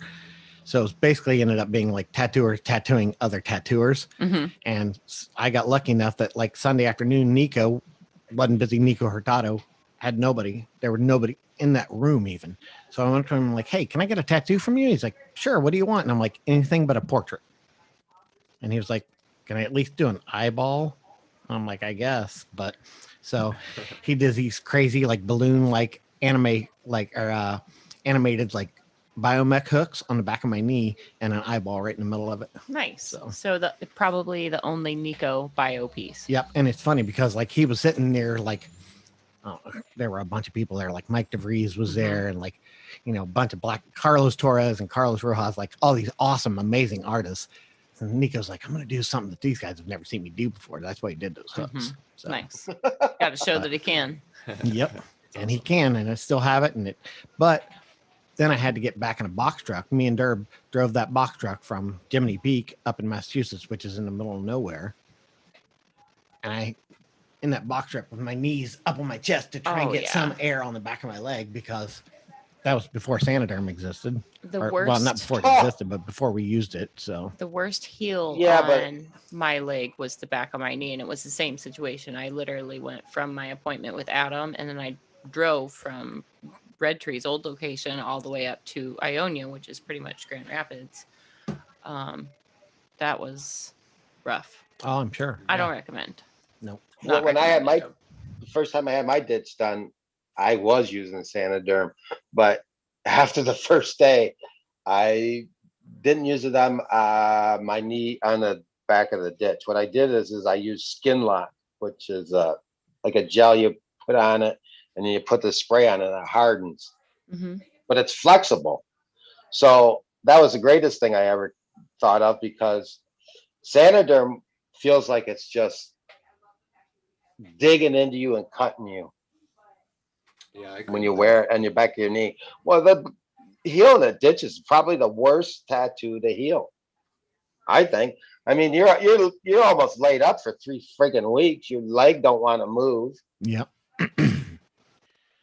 I'd rather use if you use a Tattoo Shield by True Tattoo Supply, it works way better than Sanoderm anyway. So Tattoo Shield. Tattoo Shield is the preferred ADW. I just use that as a generic, just a general term, because everyone knows what Sanoderm is. That's why I've been trying to like we've get away from that word, because now everybody uses it. Adherent dermal wrap. There you go. ADWs. Yep. Get your ADWs out, kids. Time to have a lesson. There you go. But we still call it Sanoderm all the time too. But we try to correct ourselves because we don't need that Kleenex conundrum. Sanoderm's just celebrating. They're like, oh yeah, or Q-tip or whatever. Like, everyone calls this stuff Sanoderm. Yep. So I mean, we carry it, but we also carry Tattoo Shield.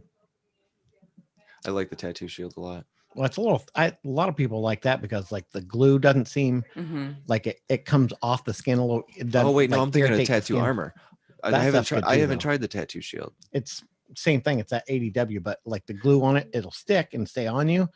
But I feel like it doesn't leave as much residue. I haven't had like the reactions on the corners. Exactly. I always cut and round my bandage anyways, but I haven't had any reactions.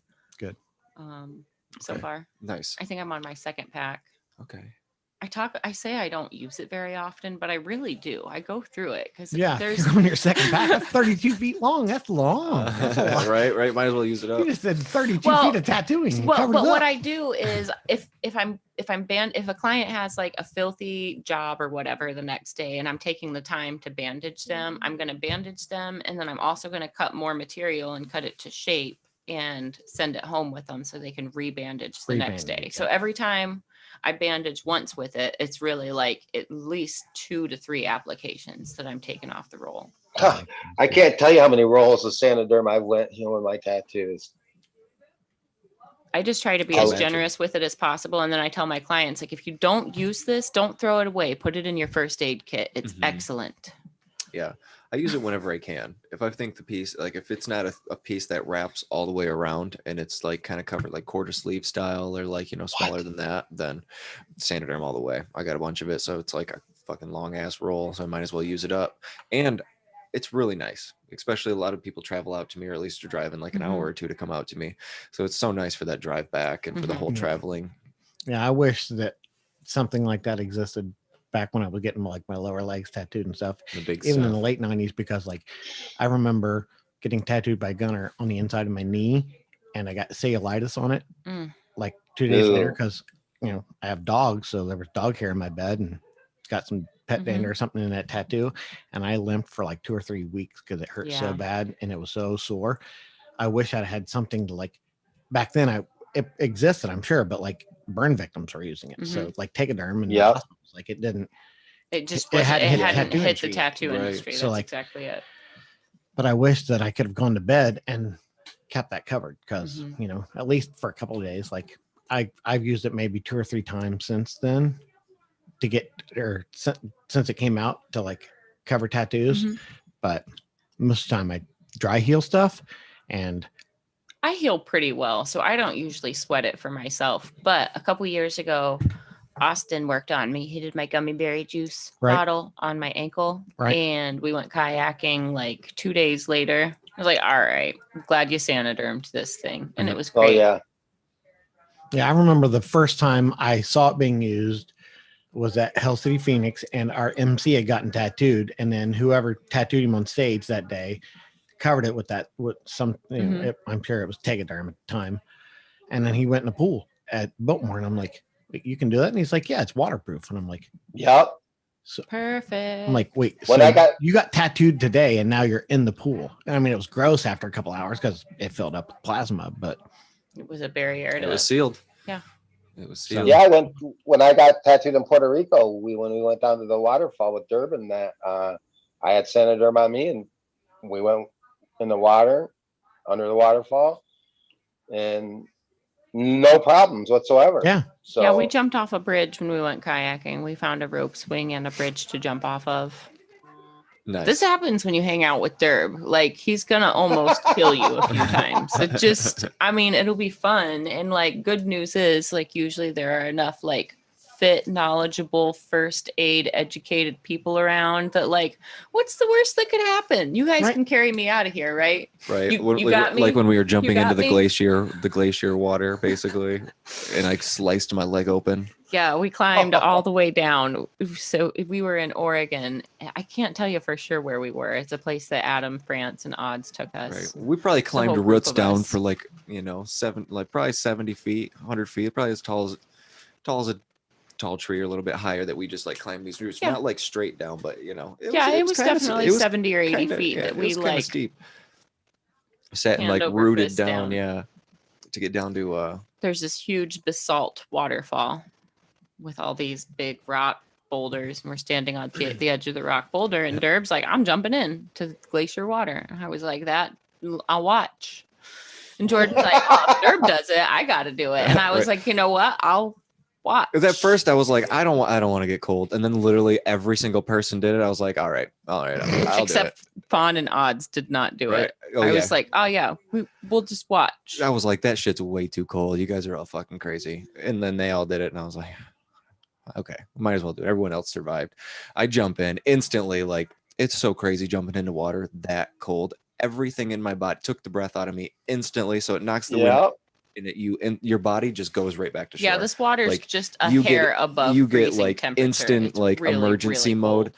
So I'm climbing. I instantly turn around, like start climbing up this rock. I don't feel anything. My body's 100% numb, and I'm just like, I have no strength at all, just trying to like get back up this rock and just huddle myself up onto it. right. As I'm doing this, I don't realize it. I'm like, Jordan, you're leaking. It sliced my leg real good, real fucking good. Like probably just like 3-4 inch gash down my leg. Yeah, Fawn's like, you're leaking, and I look down because it's wet too. It just looks so bad. It just so much blood. Being everyone's like a bio nature artist and shit. Like everyone's taking pictures of it. And They're like, don't wipe it off. No, exactly. Like there was like a blood pattern that was coming down, mixing with the water in my hair, and everyone's like taking close-up pictures of it. Disgusting. But then my wound was just split open down to the bone. Oh. And had nothing to do. I don't even remember if we even covered it. I think someone might have gave me their shirt, or I had a shirt or something, but then we had to climb back up that root thing, which is just pure dirt, you know, just dirt and roots. Fortunately, you had an appointment with Adam the next day, so we could bandage it up and Sanoderm it. That's right. Fortunately, Yep. It took a while for that to heal though. I definitely should have gotten stitches. you definitely should have. We should have gone and gotten butterflies, and you should have let me close it up. Yeah. But it's cool. You got a gnarly scar. You got a story to tell. It took like a month for that thing to heal up. Just kept opening back up. The time Derb gross. almost killed you. Yeah, he's good with that. He puts you Yeah. in situations. Angel's that- Landing, definitely. That was close to death. It felt like. Ben and I had heat stroke on Camelback. I heard about that when he Damn. almost died coming down the mountain. I'm not gonna say we almost died, but I was definitely into like a few symptoms. I was a few symptoms deep of heat 'cause stroke. didn't you get a headache or something too? Like, So when we got back to the van, I noticed as we were coming down the mountain, it was so hot at like 9 a.m. right. It was so hot that like I had like stopped sweating and I was starting to get like goosebumps. So like to me, and my ears were ringing. So to me, it's like, okay, I'm just checking symptoms of heat stroke off the list as they're consciously happening. So I'm mindfully like just taking my time, but not taking any breaks. I had plenty of water with me. So I'm taking my water out of my bag and I'm just dumping it all over me to like try and drop my Try and core cool off, temperature. Yeah. So I'm just like moseying and I keep moseying and behind me, they're still stopping and taking breaks and looking at things and playing in the shade. And I'm like, nope, I got to get to the van because we're not that far. Right. It's like, I got to get to the van. And there's a Wow. ranger down at the bottom, making sure that nobody else is like going up because they closed the trail for the Right. day. And Derb and Brian and Sid stay and talk with him. And Ben and I are like, nope. And we just keep trucking super slow. I get back to the van and I'm like, Derb, can you drive? And I give him the keys and he's like, yeah, I can drive. 15 seconds later, I'm losing my cookies. It was really just water, but threw up. We get back to the hotel. Ben jumps right into an ice cold shower, makes himself sick the rest of the day. He had a wicked headache and he was just down for the count. I Yeah. got into like as hot of a shower as I could tolerate and just like brought it down to like tepid over like 10 minutes. I felt great. I felt refreshed. Instead of going from So, like 104, 105 yeah, degree like internal heat. I was definitely 90. at my limit. Survival wise, I probably Right. could have lasted longer, but like I was definitely like, okay, my body's going through things it doesn't like. So I had to like slowly bring it back to normal. And I think Ben just pushed himself all the way into shock and messed himself up where I think, Ugh. but I've been too cold before growing up in Michigan. You know what it's like when you're sledding for like 17 hours straight because it's like your third snow day. You've barely been inside for anything and you go And you're a back kid in and you you're don't like, care. Yeah. I Right. didn't realize I was this cold and you're just like shivering for hours. So Yep. I've had to bring my body temperature up slowly like that before. So Right. Easy transitions. yeah, it was just like something told me that I needed to do it It's like slowly. start shivering and almost go into shock. Yeah. Yeah. I feel like, I yeah. need to- I got to do it slowly. I've never had that from temperature, but I've had it from tattooing. Yeah, I definitely have with a tattoo session. What was your worst I've had it tattoo from both. session? My feet, Your feet? Do you Yeah. have the bottoms of your feet or just the top the of your feet? tops. Really? But I had both feet done and they both sucked. Yeah. Like my first one I got done by my friend out in California. And then we went to his house, and that's when first time I ever went in the shock because I went to get in the bathtub to wash my foot off. And as soon as my foot hit that water, like my whole body started shivering, and it was hot water, but I started shivering and I had to sit down and I couldn't move. Like my body tensed up real bad. Like I was in full like shock, I think, from getting tattooed. Mhm. Like my body just went into shock. So It's funny when you know first aid and you can like you're noticing your own symptoms. yeah, You're because I noticing immediately your like laid down and elevated my feet, Mhm. put my feet up on the bathtub and things like that just to get some blood. Yeah. back. That's because like I knew that I was going in shock. I'm like, God damn, yeah. there's something wrong. with Did me." you ever hear about the time that I actually passed out after an appointment? Mm-mm. So on my chest, that was a pretty intense day and I was close. We had a session on my leg. Adam did like basically everything from the below the knee. He did a pass all the way around my leg and it was a great session. It was super productive. No part of the session itself was bad, but like the swelling after, that is where the shock symptoms started with me. Like the more hot and swollen it started to feel, the more my ears started to ring. And then that like circle started to happen, and Yep. I'm driving while this is happening. Mm. Start My getting little the sister's whomps. with me. So I noticed my peripheral vision is gone, and then it Like just everything starts started getting closing smaller in, and yep. smaller. I'm like, Sarah, we got to stop. And I'm up by Polaris. So we stop, we pull into the UDF, and she orders us milkshakes. I was like, I'm going to wait in line to pay. I got to get some sugar in me. I need some sugar in me. So I'm waiting in line to pay. I had like bottle of Sprite, bottle of orange juice. Last thing I remember is reaching for the Lay's. I'm standing in line to pay for our milkshakes while she's still waiting for the milkshakes. There were like 3 people in front of me, a couple people behind me, and my ears were ringing. My tunnel vision was just getting smaller and smaller. Last thing was the Lay's. Like the Lay's were going to hold me up. Mhm.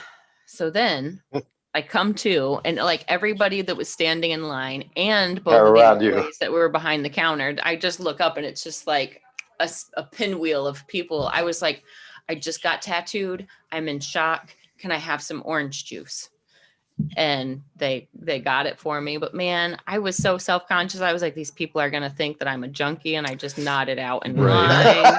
Like, and I'm so back to being super duper pale when I'm tired, when I'm stressed out. You guys have seen me enough. Like I wear it, like you can see it in me. Like it's easy for me to look ill, even if I'm not. Right. So like after a long session, I know I already look super pale. I know I look depleted. I know I've got dark circles under my eyes. So then to pass out and have all these strangers like, Yeah, I right. just need orange juice. I Right. swear. Right. That's I all. swear I'm not a junkie.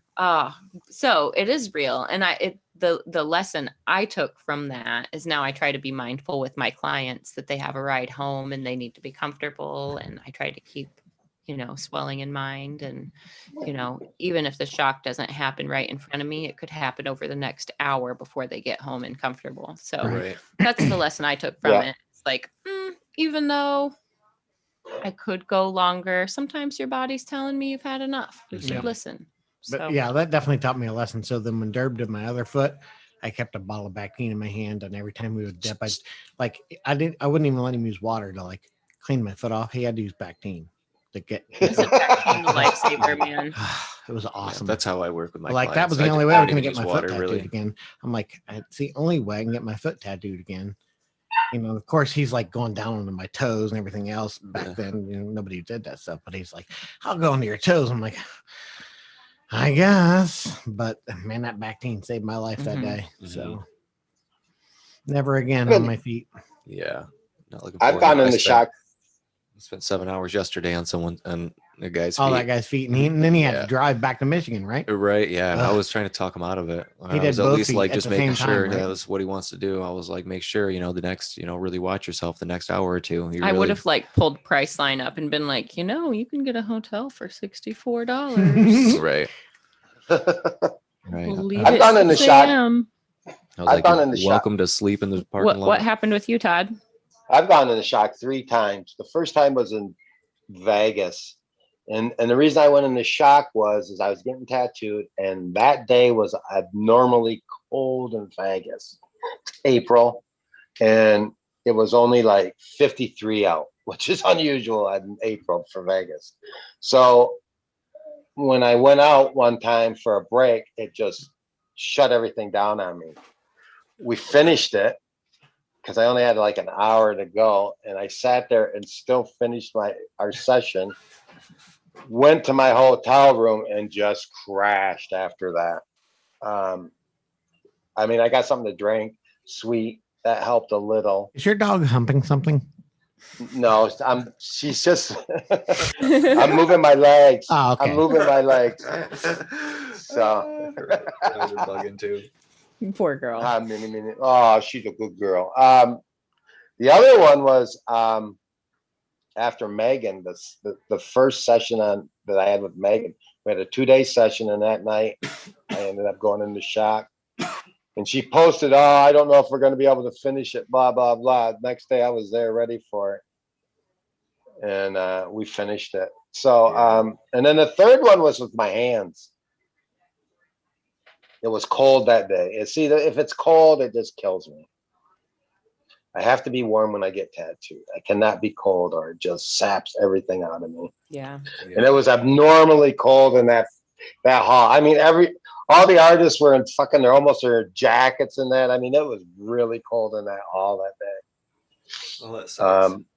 Yeah, it just kills your whole vibe, you know. I mean, it Yeah, takes I a feel the lot same way. audio. And you have to You hit get that so happy cool. medium because you got so many people in that room that you have to keep temperatures. They have to keep the AC on real low, Mm-hmm. but then Yep. otherwise everybody's gonna heat up. But then you take your shirt off or something to get tattooed, and you're like, I'm freezing.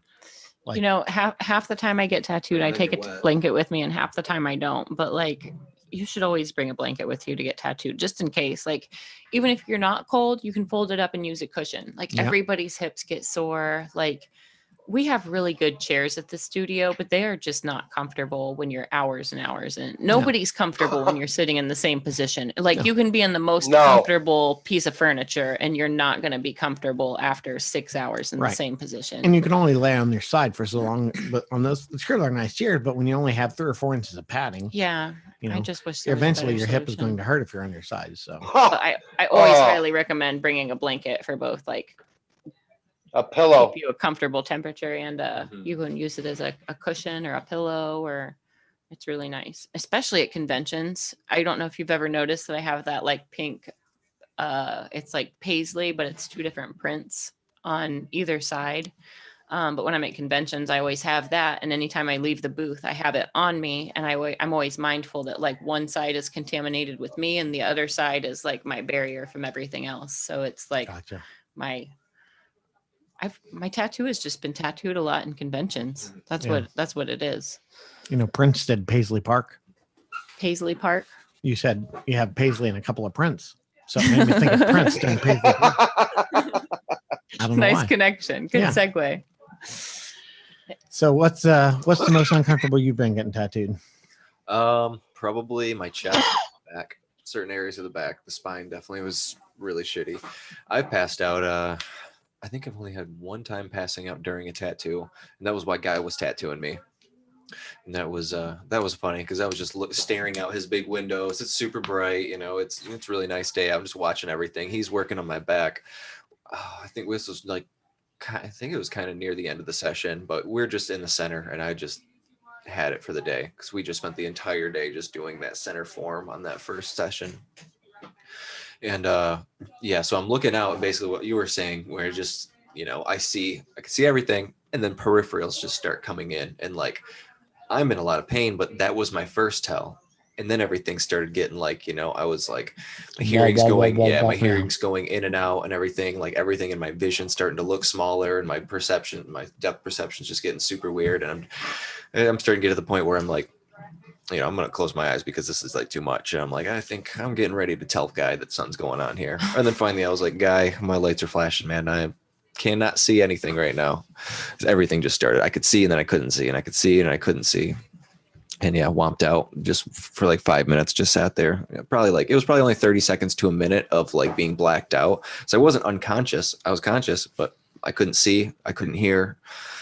Just kind of went off into blackout land for a good minute or two. It gets scary when clients like pass out. Oh yeah. So back to piercing. I find that people occasionally Right, pass out with tattoos, They go, but like they just go piercing. dead. Did you have a lot of people faint on you with piercings? I didn't have a lot of people faint, but I think the reason that happens because they build the Just the anticipation up, adrenaline and dump. it's so fast. You know, anytime you pierce something, it's quick. Mhm. That adrenaline they're like, oh, it's it, and then boom, dump, and then they're gone. Right. So That's way, watching that is way scarier than like, you know, my thing of like sitting there until I'm just like, okay, close my eyes for a minute, just kind of go through this. But like, I've definitely pierced people, and I've had some people I've tattooed with mostly piercing that it would happen to, where they would just like, yep. But you also have to be careful and because they like come to you have a needle in your hand, or they have a needle in your body, so you don't want to try and grab them and sick yourself, or right. you You're know. just like holding them against You've the got to chair. be like calm and confident, and Yeah, I thought that was always funny. Like when all that was going on, like that's like the mode I would always get into, you know, just instantly like, oh no, this is okay, cool. Just relax and stuff. Just like hold him for a minute, be there, go get him something.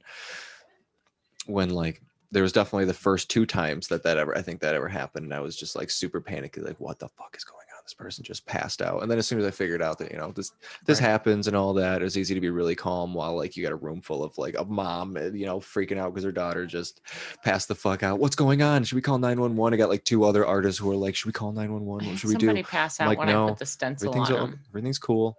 Really? Yeah, I was like placing the stencil. She was really nervous. It was a little tattoo. She was getting it like on her hip. I'm on my knees, like placing the stencil, and all of a sudden she goes limp. So I go from this to like cradling her.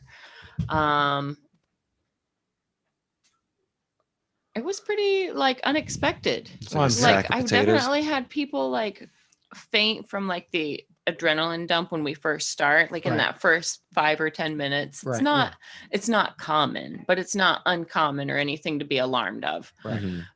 But I didn't even have anything open. Like there wasn't even a needle in sight. There was nothing. And I just go bloop, catch. So I'm on my knees holding her up. She's like a rag doll. And I'm like, what do I do? I'm kind of stuck. So I like bring her down, lay her on the floor. I'm like just like massaging her chest, like, come on, come on. And she like comes to and she's like, what happened? I was like, girl, I don't think you're getting tattooed today. What happened? What happened? Where am I? What happened? See, and I had the advantage of like, we had a really nice, like I had my own piercing room at Saint Skin, and we had a really nice like gyno table. So like I could sit the back up. So no matter what somebody was piercing, they were always supported by that chair and table that I had them sitting in. So I just wasn't prepared because we weren't even to that point yet. Yeah, that's weird. We were like, she was just so nervous that like, and like I didn't even like have the stencil on and peeled it. Yeah, I've it never was had like that just happen. getting ready to lay the stencil. Like I had put the like stencil stuff on her and I just hadn't put it in. Was that her first tattoo? Yes, it would have been her first, but it was not a tattoo.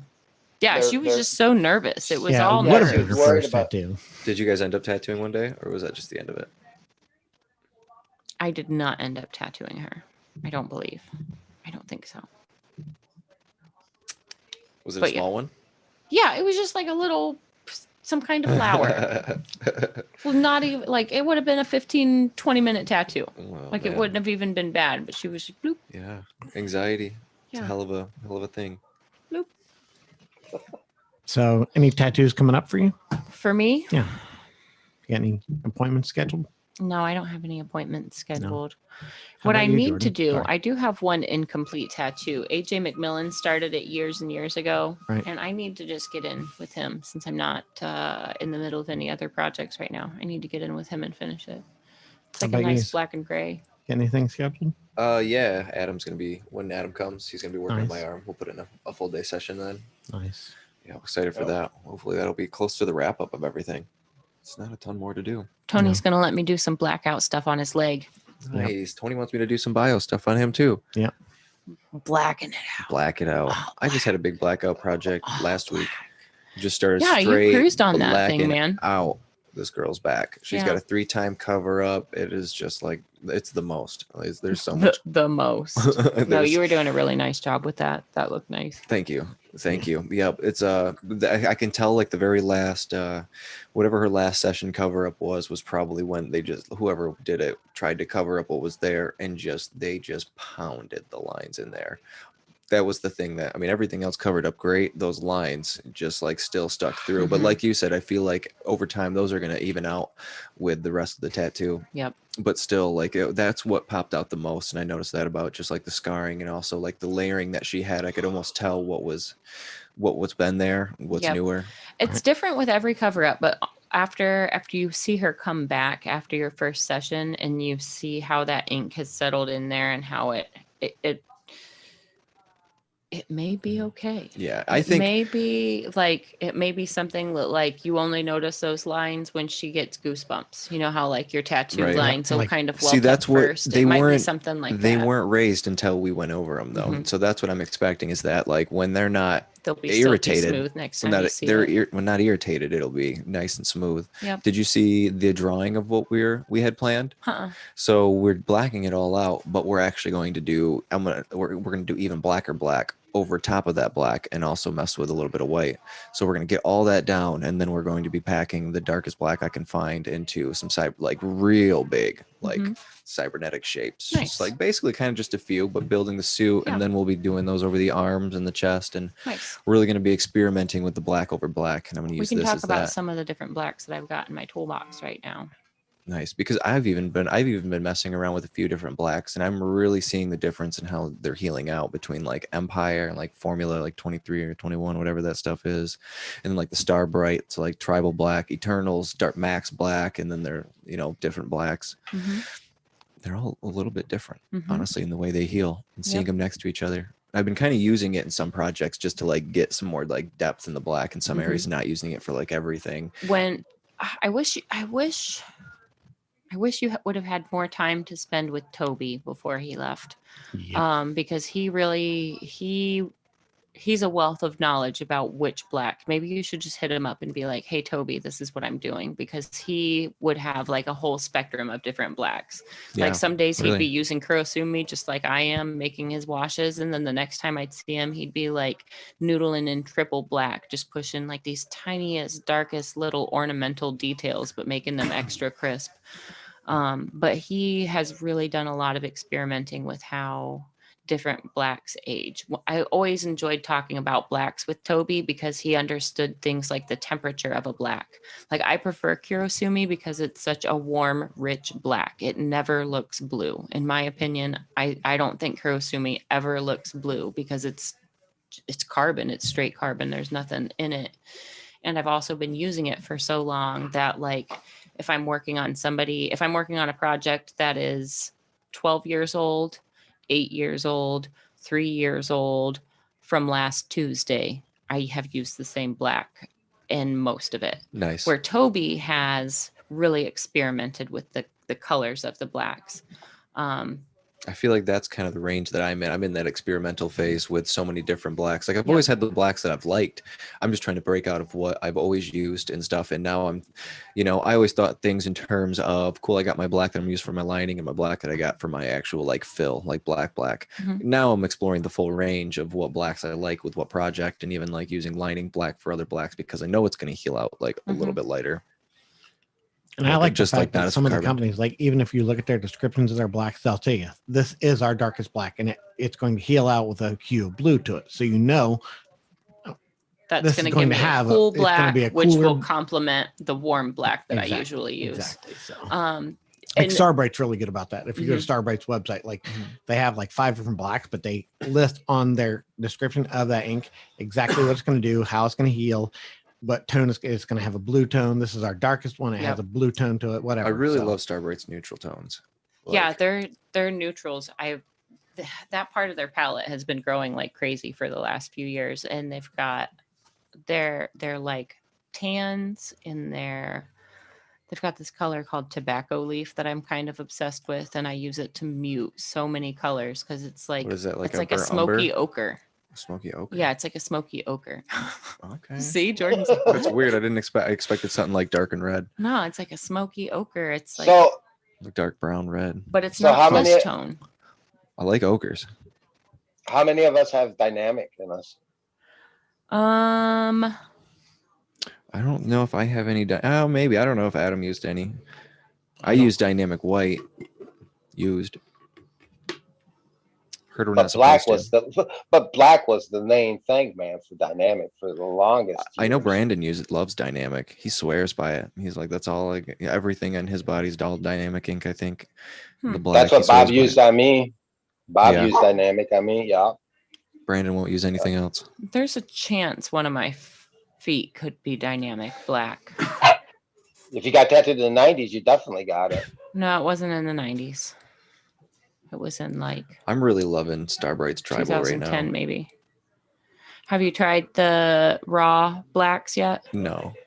They've got a pitch black and a raven black. They're pretty stinking nice. I've used them in a couple cover up situations, like that motorcycle engine that was like all blacks, all matte blacks.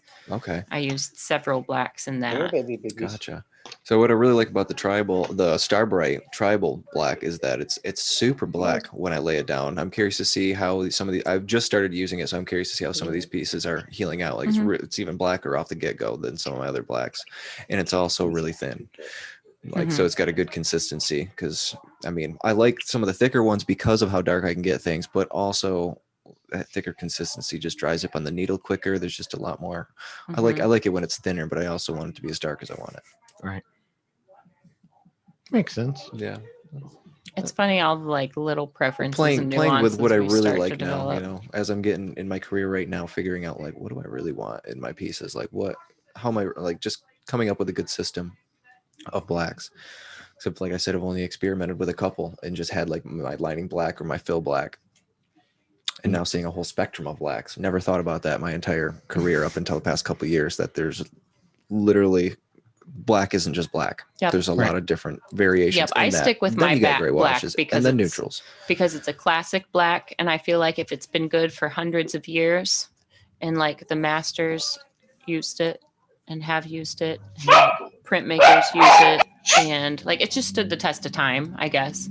So For what black? Kurosumi Oh, stood the test of time. It's just, you know, there's not anything necessarily special about it other than it is a consistent black. One bottle is never different from the next. And I that's always what used love. to use Kurosumi when I for the first 5 years I did that. And the reason I actually stopped is because in Michigan, the health department started telling us not to use Kurosumi. That was on their list of inks to not use. I don't know whatever happened to that, but it started being on it. And then still, I knew a ton of people who still used it. But I actually still have all those emails and stuff saved. It was a counterfeit issue. So unless you kept super good records of where your inks were coming from, the problem was people were ordering inks. Kurosumi was one, Starbright was one. There were just a lot of heavy hitter brands that there was just counterfeit ink popping up left and right, where it could be like anything in a bottle with this label on it.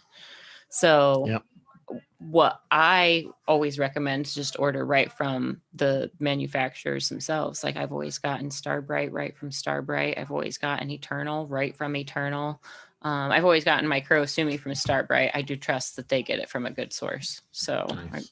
I would assume Tommy's is getting quality ink for me to use. Because that's why for years I just didn't think about it. Like you're one of the first people since then that has been totally cool with it. But no one, I've never met anyone that doesn't like it was a counterfeit that issue. has even brought up that issue, except for the people I used to work with back at Sacred. Yep, it was a counterfeit issue. It wasn't actually anything to do with the actual authentic products. It was counterfeit issues that people were buying off of eBay. That makes sense.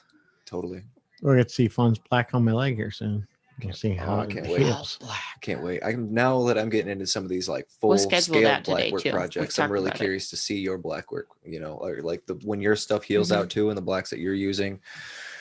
Honestly, it was a lot of fun to sit there and just black out. It was one of my first blackout. You get almost meditative once you get like in the groove and you Mhm. find the rhythm and you've realized like how much time it takes to saturate each and every inch. Exactly. And you just got to sit. It's another such a inch. meditation, but it's also, I feel like it's such a honing in like skills too, because you get so much time to do one thing.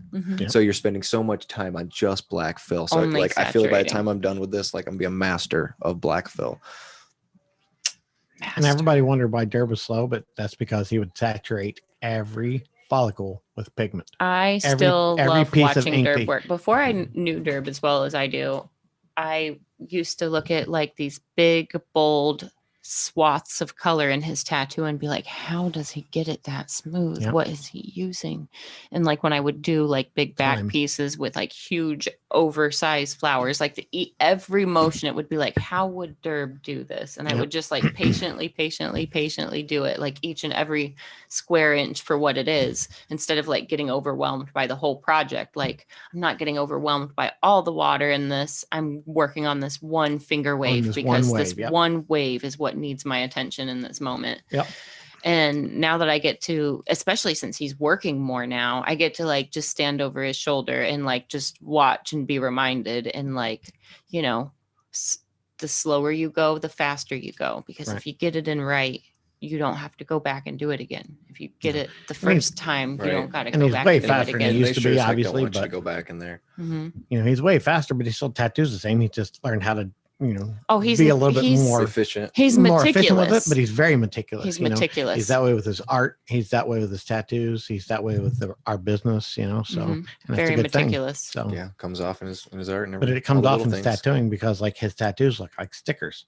And like you see Derb's work that's like 15 and 20 years old, and obviously tattoos age, colors do what Skin they're gonna ages, yeah, do, but life happens, but it's always still so bold and readable. Like oh, when yeah. you see big fields of red, they're still red. When you see like the background versus a tree versus the ground, each color is still separate. Each color is still clear. Yeah, look at this. Tony's taking his clothes off for us again. I'll show you. But yeah, so Derb did this foot, and I mean, that was a while ago. But I mean, you look at it, and that brown that represents the oil. I mean, it's on the inside of my calf, or inside of my ankle on the bone, where a lot of people lose pigment, and it's still just as brown, and like the yellow is still there in the water. Which, like I said, it's. There you go. So like, yeah, it's all still there because, you know, Derb took his time. Like everything is still there. Like all the way down to my toes, like everything is there. So, and that's old, but you know, he took his time with it, and smooth, it's beautiful, it's technical. Yep. And then speaking of Toby did this little section down here for me on the inside. Little gap filler. Yep. Ouch. Yep. So, That looks pretty disgusting. yeah. But I didn't really want to go any lower because you lose Yeah, it pigment so doesn't much hold. on your feet. But yep. So Toby did that. And then What else we got here? let's see. I used to have a little piece of tribal right here that I got in the Navy somewhere. I think I got it in Turkey maybe. And then Phil Holt, he's like, what do you want? And I'm like, well, most of my leg are like twists on religious themes. Can you do like a cubist Jesus on the cross? So if you look, it's actually a martini glass with the olive covering up that little wave and tribal that I got. And then, so Phil Holt did this years ago, back when he was a Stain Skin. And then this is the piece that Fawn's going to be covering up and blacking out because we were talking about doing a little piece of bacon right here. She's like, let me do a little piece of bacon right there. And I'm like, all right. And then I heard her talking about the blackout. So she's going to black all this out and like, hopefully I'll try and coordinate. yeah, she's going to everything. try and tie in a little bit with the Yeah. things back there. So, Yeah, we'll flow with everything that's there. yeah. So, Nice. and then the only tattoo that I ever did on myself, which isn't complete, is that beer fly right there. Like my friend Lee did the art and I saw it one day. So I just tattooed it on me. I never finished it. So, That PBR knee. yep, that's old. I've had that since I lived in Chicago. My Zombeaver from Scott Santee. And then Hoffa, who was Derb's, one of Derb's better apprentices. He still tattoos. That's his first tattoo he ever did when Derb said, all right, you're now a tattoo artist. That was the first one he did. That was the first. Yep. Nice. So he had already been tattooing and like Yeah. done some stuff. But like once Derb said, okay, you're no longer my apprentice. You're His now a first tattoo official. artist. That was his first official tattoo. So. Nice. Nice. And then I got a tattoo from Geo over here, on my hip. Rich Cook, John Highland did a couple on me. Nico, one of the guys that used to work at Stain Skin or Red Tree. Let's see. Our friend Gabe, who passed away, he did a tattoo on my thigh. Yeah. Eric Merrill tattooed me. He did a big Hindu Virgin Mary on my left Can I thigh. bring this back over there? If you want to. Jordan's face right now. We locked on my face. Well, hold on. Keep it on your face while I'm doing all the camera stuff. The audience shouldn't see all the chaos. Right. Hiding it. So this is like a big Hindu Virgin Mary that Okay. Eric Merrill did. So instead of holding a rosary, she's holding a lotus. And so she has like the nose markings and the nose ring and the third eye, but it's Mary. So The mandala looks perfect above her. yeah. So and Let's see, then it's over. our friend Gabe did that. He passed away not too long ago. And then Corey, who works at Red Tree, she just did that about a week and a half ago. That little, my state bird of Ohio, the traffic cone or the traffic barrel. Orange barrels, orange Yep. barrels. My friend Salt Rock did this and actually that's the only skull I have on my whole body. Like everybody said, oh, I got skulls. That's the only skull on my whole body. So, and then on the back there, that's that piece that Nico did. Yeah, Nico Bio. Nice. So, That's cool. so, and then just some random stuff, but you know, and I like I was talking, I have this foot done from Derb that everybody saw, and then my other foot is done as well. My friend John Highland, he didn't go as low, but it's a, you know, Pez Easter bunny, spitting out eggs, and then this was a cover up, and Adrian Dominic did this. Nice. So I had a little tattoo right here that he covered up with like all this red black stuff. And then there's those dolphins that Timothy Hoyer did. They're flying south, they're backwards, but so Timothy Hoyer did the outline and then Derb filled them in. Put that 90s chrome again, Nice. you know. And then John Highland. Oh, geez. Gunnar did this as my dog. Actually, it's funny because this is like Gunnar's. That's an old piece from Gunnar, like when he was doing a guest spot with Eric Merrill at Saint Skin. And then this was, you know, years later once he started at Saint Skin. So very different style of tattooing. Super cool. So That's awesome. so We always forget how covered you are, Tony. Oh, I have a lot of We see each other tattoos. enough that- He's got a lot of skin though still left open. my whole back is open. So Switch that? yeah, my whole back is still open. I have like one piece on my back, and the guy was going to do a back piece, and then it hurt so bad. Like he started he started in the middle of my back, which was a dumb place to start. And instead of doing the whole outline of the whole tattoo, he decided that he wanted to do this middle section and finish it. And I was in pain so much that I'm like, I'm not going back to him to get my back tattooed. So someday You do have a little thing from him though on you? yeah, Nice. little thing, but nothing I like to tell people about or show off because I mean it's done well, but not done. My back is I Right. only has a tattoo this big on it. So Yeah. You need something Yeah, well, giant. yep. Your whole back sucks. It don't Got any matter ideas? what part it is. Oh yeah, Derb and I are going to do like a Star Wars bounty hunter scene on my back. We were going to do all the bounty hunters, but I think now we're just going to pick like one big image and do it instead of like all the individual bounty hunters all over my back. We're just going Nice. to pick like one bounty hunter. One huge image Or is maybe two. just gonna be so like striking. Yep. So That's instead of pretty like collaging all the faith, Right. we had like the typical like Boba Fett thing and then like all the different characters. And it was like the collage we did was going to be cool. Like Derb put it all together, but it's just too much. So Lots because of we're going stuff. to do Cloud City up the back of my neck and Mhm. stuff, like because like the buildings in Cloud City are very symmetrical and you know, so it'd be perfect right there. But I think we're just going to stick with like one big scene. Now, Yeah. So don't know what's going to be, but I'm excited for you. I didn't realize you were talking about that. yeah, I mean, I'm not surprised, Right. but yeah, it was in the works for a long time, but obviously my stroke set me back, so that put me back for a while, and then pandemic hit, so Yeah. nobody was getting tattooed for a it's while. been a so weird few years for you, Tony. very Yeah. weird, Weird few years. years. Yep. Seems like you're in a pretty good spot now, though. Yeah, I'll be 50. That's gonna be, and I'm a Not granddad. 50. and I'll be 50 in a couple of weeks.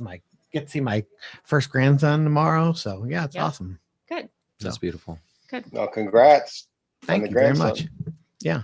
So his name is Felix Archer, and I got to meet him when he was about 2 weeks old. Tony's putting his shoes back on right now. It's okay. But so my daughter's coming in town. We're gonna do like a little meet and greet over at Red Tree on Saturday. Nice. So That's like fun.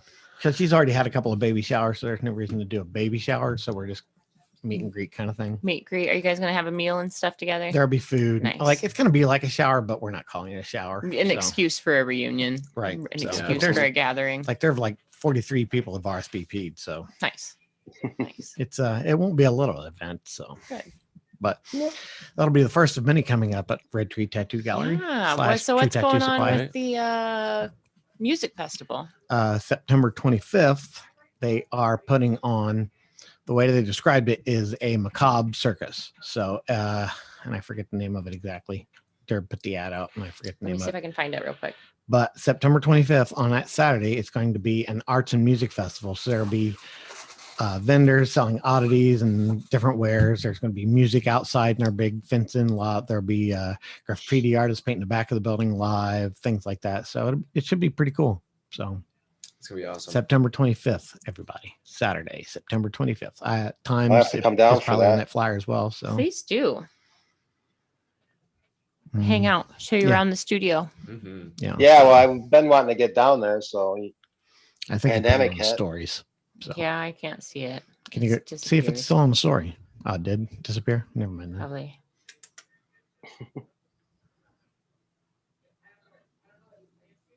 Because I think on the story, all they did was share the post from the company. So,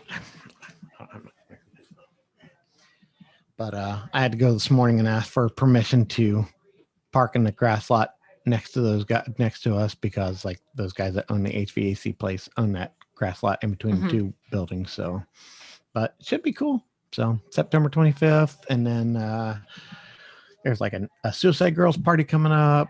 That obviously it's a private thing. We got enough space that like our plan now is to like actually start renting space out to people for events. Mhm. Like, you know, because we have that north warehouse, it's like 2/3 of it's empty. So you got like several hundred square feet to do whatever. I mean, those guys do jujitsu in there, and you guys. Mhm. So we have a paint night this Saturday. Actually, you guys knew about that, right? Yeah, paint So- night Saturday. Yep. So there's is it this? No, it's the 31st. It's coming up. It's on my schedule. Yeah, Saturday the 31st. There's for any local Ohio tattooers or artists that are hearing this, it's open to the public, I think. Yep. They sent Yep, a lot of come emails paint out. with So us. It's always July a ton of fun. 31st, Saturday evening, July 31st. I'm not going to be able Paint to night. attend, unfortunately. Now, where are you going to be? I am going camping for Wednesday or Thursday, leaving right after the podcast, and then going camping, like a whole family thing. Nice. Up in Michigan again? Yep. Nice. Yep. where I was really hoping to. I didn't know the date. We kind of came up with the date with this one a little bit after I had my plans and stuff, which was Right. kind of a bummer. But any other time, I'd always be there. They're some of my favorite event nights. Yeah, it'll be fun. So, Mhm. and I think Stacey's going to bring me some cupcakes. So we'll be celebrating my birthday that night as well, because the next morning we leave on my surprise vacation. Ooh, nice. The only thing I was told was pack swim trunks and bring a passport. Oh, that's all you know? That's all I know. And it's 1,500 miles from the equator. So That's why you were asking what was 1,500 miles from the equator. Okay. Swim trunks, Passport. 1,500 miles, passport. Could be anywhere around the world. could be. I know it's in this hemisphere as well. So Okay.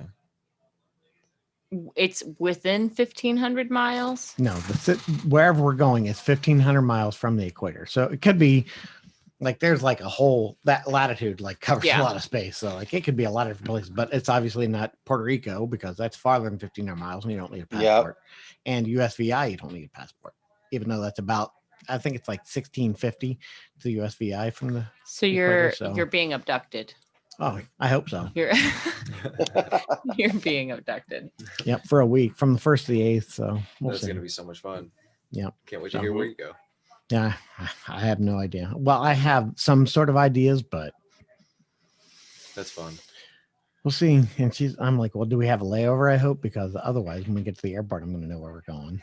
She's like, yeah, we have a layover. I'm like, how about I just let you get the tickets and I'll just get on the plane? I won't even look at the gate. She's like, good idea. But they make that announcement, last call for flight to Right. Mexico City or wherever. So, Put some earplugs in. It's, You're it's not easy to keep blindfold distracted and earplugs. miss the flight call, though. oh yeah, yeah, I've done that going to conventions before. Yeah. I'm like getting distracted. Like I remember I was flying back here from somewhere on the West Coast, and our layover was in Vegas. And of course they have all the slot machines and everything Mhm. in the airport in Mhm. Vegas. So like sitting there playing a slot machine, they literally paged my name because they were waiting. Like I'd already checked in for the flight. I already got my boarding Oh, pass. so they everything. knew you were So there. they knew I was in the airport. They just literally like everybody was on the plane. Like the door was already shut. to the ramp, go down to the plane, and they're paging me, and I'm like, is that my name over the announcement? I'm like, it sure is. Better go to my gate. And I went over there, and the door was shut. And I'm like, I missed my fucking flight. And they're like, are you Mr. Terrell? Come on in. I'm like, okay, plane's about to go. So I had like they were already doing their You safety had to make announcement. eye contact with With all the people that everybody. knew they were waiting for you. Yep. Walking You're that through. asshole. Yep. That was me, but I had a nice tattoo, so I didn't care. Right. Right? Yeah. Trying to think if there's anybody else I've been tattooed by that's like worth mentioning. I doubt it. I've been tattooed by a lot of people, but some of them just aren't worth mentioning. Yeah, fair. I got a few. Yep. So So Jordan, What's up? so as we are approaching the latter part of our show today, I've sent some jewels to the DMs. Yeah. Yes. All right. We shall pull them up. There are a couple of videos we got to watch. and my wife replied a little bit ago to me, sending her a link, and she said, that's just a bunch of dudes with their shirts off.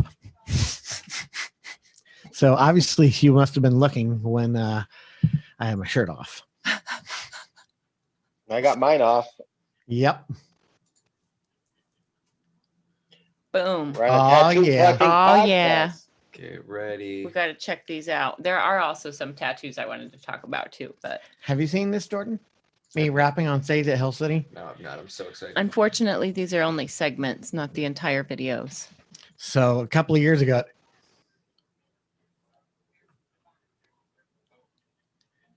I think that when you are sharing, you have to click advanced share, share sound. oh, you have to share sound, she said. Oh, we don't have sound.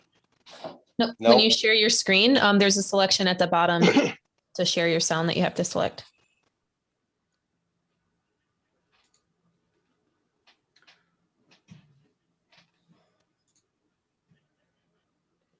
Well, anyway, so I went around, it was Saturday night at Hell City, and I went around to the bar, and like everybody, I'm like, you guys come back in. There's going to be a rapper on stage. And they're like, who? I'm like, me. And nobody believed me, but I started rapping, and about 5 minutes later, 50 people showed up. It was awesome. That's awesome. Here, let me.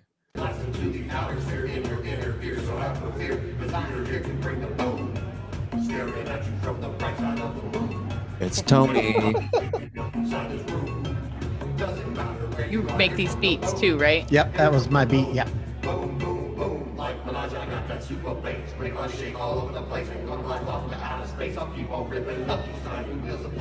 Make little kids get spastic. Everybody wants to know how I from Ohio say solo. I'm flying high. Like fish out of water, do as you ought to recognize this all inspiring rhyming. Almost sounds like school bells chiming. What great timing, almost over. Better grab your four-leaf clover. You're gonna need all of you. Because I'm gonna make your girl my pet. Now if you're sitting down, Tony, this is awesome.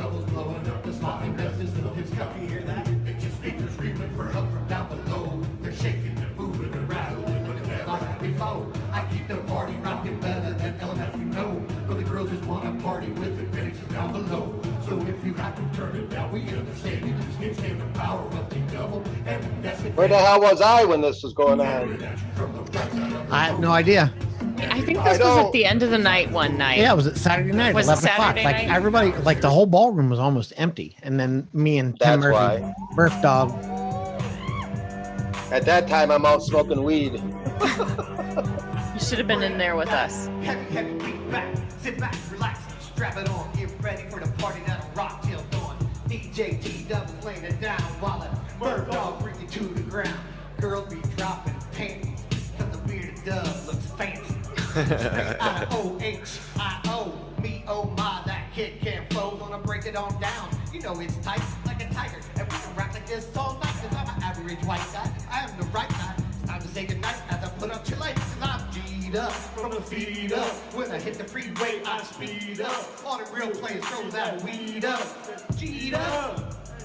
And I'm wound up from the ground up. When I wanna get hot, I try to pound up. Bird dog stepping in, so turn your sound up. I'm here to bring that beat back. I'm sliding like a knee pad. Your girl on her kneecap. I'm riding in that G-class. First things first, I came from the dirt. That's so awesome. yeah, Tony, that's amazing. that was fun. That So, is amazing. Yep. So that's Tony's hidden talents. Not only is he knowledgeable about piercings, tattoos, but also make some sick beats. I can make beats. I can rap. I have a SoundCloud. What's your SoundCloud? D-J-T double. DJ T Double. That's me. All Hit him right. up. That's awesome, man. That's a cool tattoo. Tell me Look what at you- this. We're not screen sharing anymore, but if we want to, should we?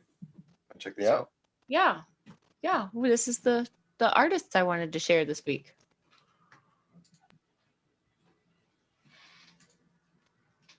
Check this stuff out. Quick progress, how it all comes together. Tin Machado.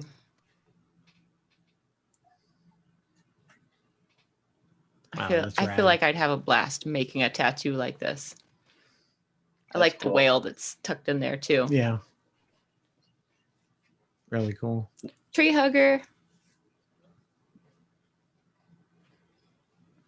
Look at this stuff. Where's he at? I'm not sure. I Go haven't up to done the a lot of description, see homework what it yet. says.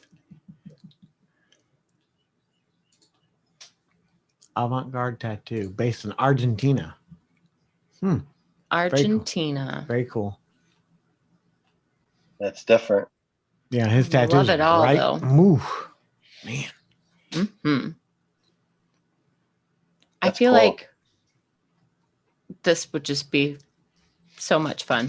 Oh yeah, I want to do surreal stuff like this. very cool. Look at that raccoon.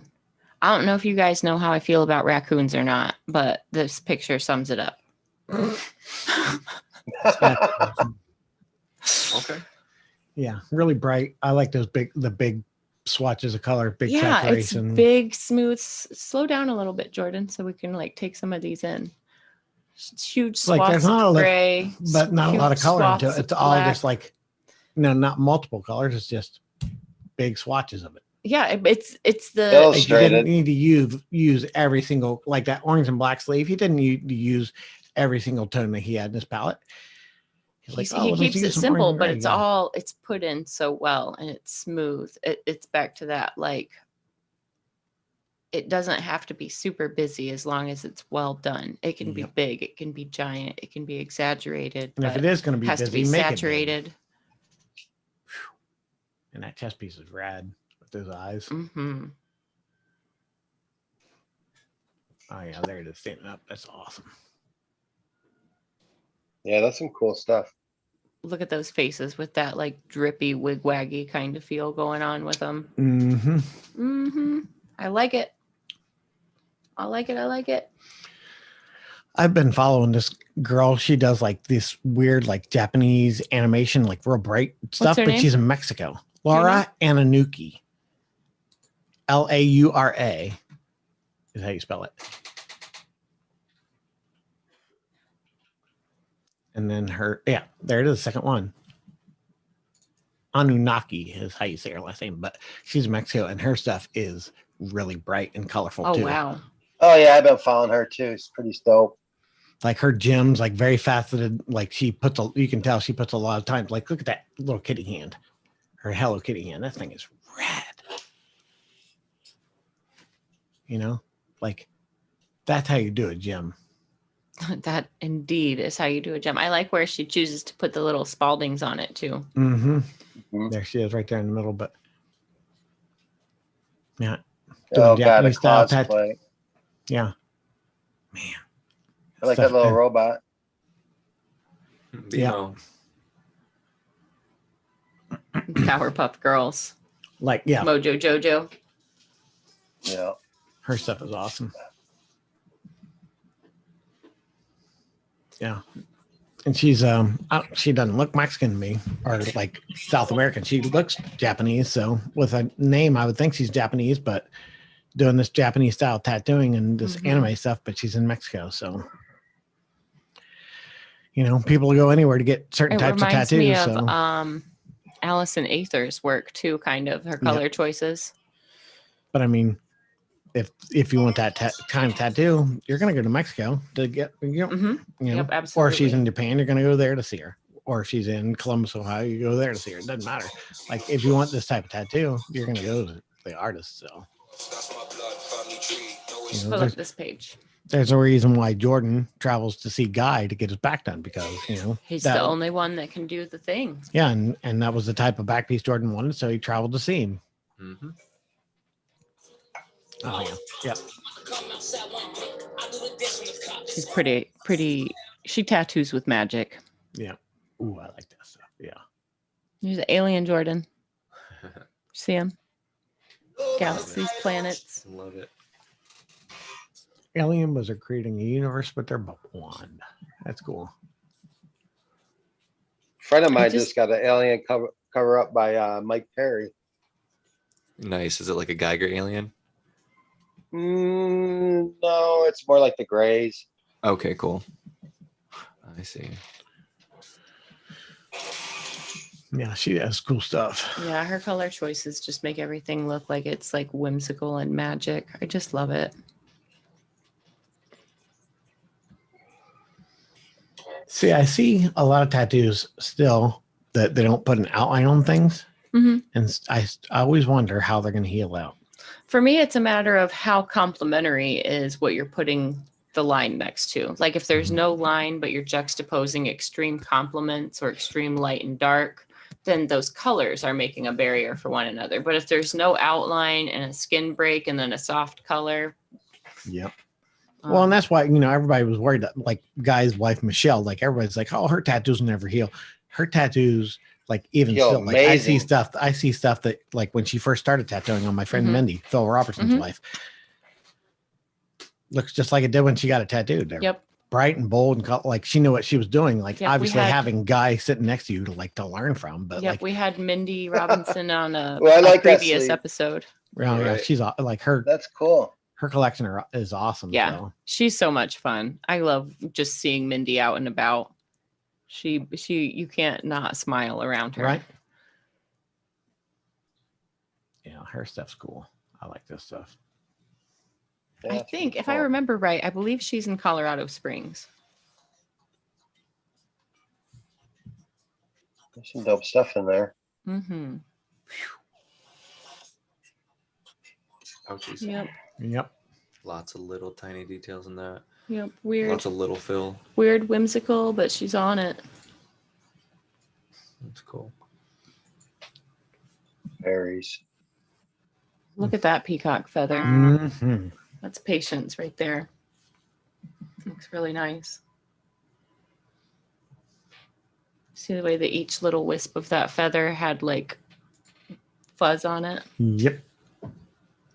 Every single Yep. piece. It's not often that a peacock feather makes me go like, oh, let's look at that more. You find any new artists this week? I have not been doing much Instagramming this week. Nor me. I haven't been doing my homework like a good podcaster. Jordan. Busy. Jordan. What a week it's been. I always wonder, like, because there were, guys that used to do like the circuit back in the day, and like, they were young then, so they aren't like ancient now, but like you don't see them on Instagram and things like that, and they're always wondering, like, man, does that guy still tattoo? Like, because his tattoos were rad.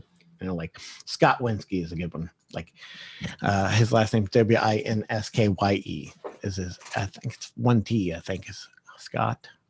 I think it's 1 T. Hey, Fawn, you need to bring up Hilmar. Yeah, Scott Winsky. See it right there? What is it, Todd? Hilmar. It's H-I-L. Yeah, he's still tattooed, but see, like he was that guy, like put like thick black outlines on stuff. Like, but I mean, this stuff's like it's probably old. Right. Who knows how old this is? But I always wonder, does he still tattoo? And I'm sure he does, but I haven't seen him in 10, 15 years, 10 years probably. So. Oh yeah, this is excellent. But see, I like scroll up like 2 layers. So like, see that dog right there? Like, see, I like that when you put a bold outline on something and then inside is very holds everything soft. together. Yeah. Just a different type of tattooing. That was the one of the ones I was thinking about of his. Fawn, I sent it you on the DMs on Instagram. I just sent it to our page as well.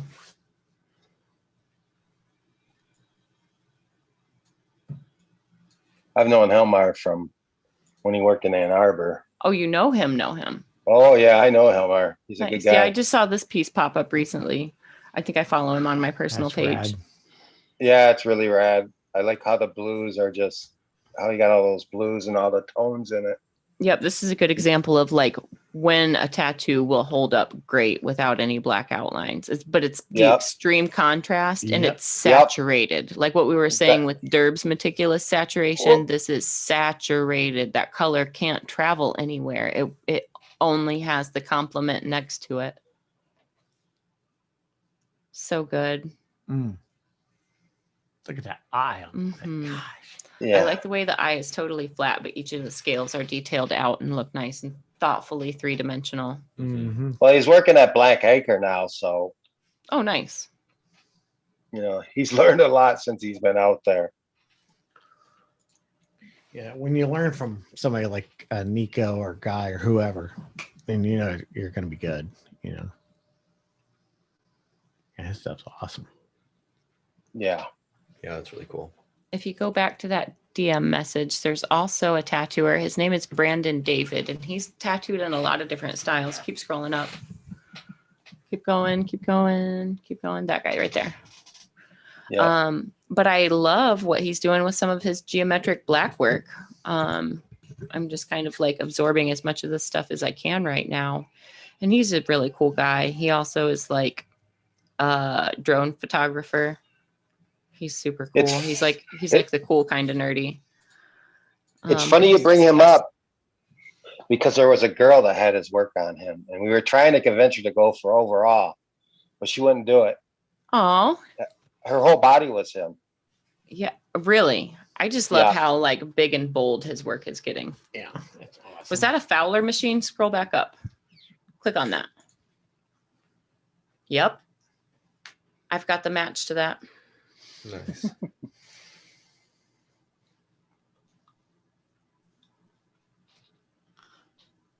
Look at how just bold and big these patterns are. It's some of the same patterns we see all the time. Scroll back up to that peg.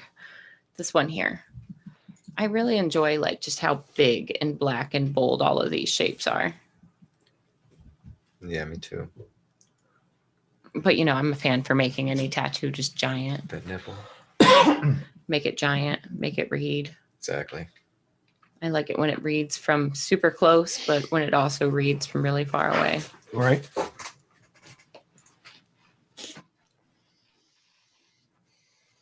Super awesome. Yeah, I love this work. Mm-hmm. Almost, some of it's kind of almost like a cybery feel like yours, but it's a totally different flavor all the way around. Mm-hmm.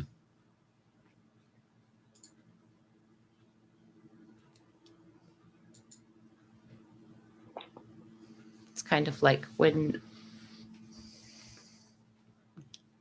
I don't want to call it bio, but like when geo and form and function collide a little bit differently. Right.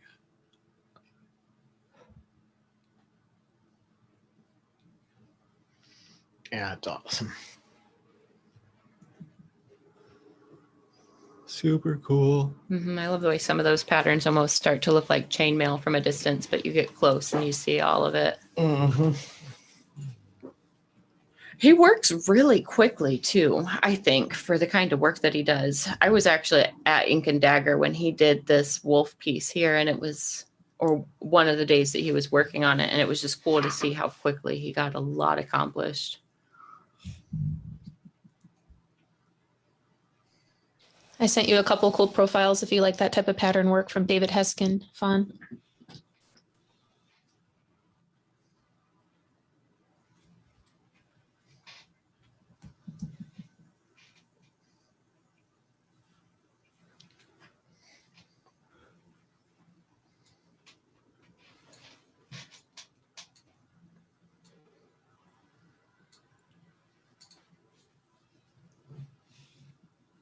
Yep, Brandon David's cool.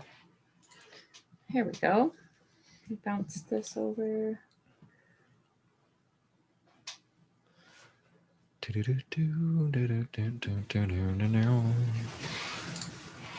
if you go back to the inbox, Jordan, we got the stuff that Lauren just sent. Yep. We're in it. Boom. He's got his tattoo page as well, which has a lot of these really cool patterns that are in his mind kind of brought to life.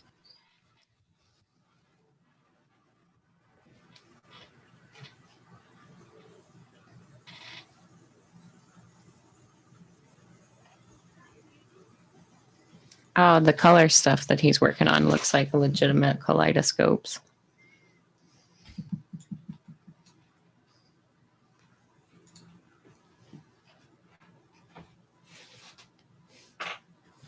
Yep, this is the kind of stuff I want to tattoo on people.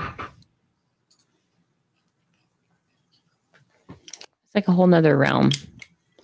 I feel like I spent the appropriate amount of time as a child playing with kaleidoscopes. I feel like some of my favorite toys as a child were like my tessellation tiles and kaleidoscopes. I had maybe a handful of kaleidoscopes throughout the years, but I just loved them. I should start collecting kaleidoscopes as an adult. It'd be fun. It gets really expensive because they have sure. like jewels in them, and they're like it's a whole thing. Different ways to refract. Excuse me. It's a whole thing. They're so cool. Yeah, that's cool stuff.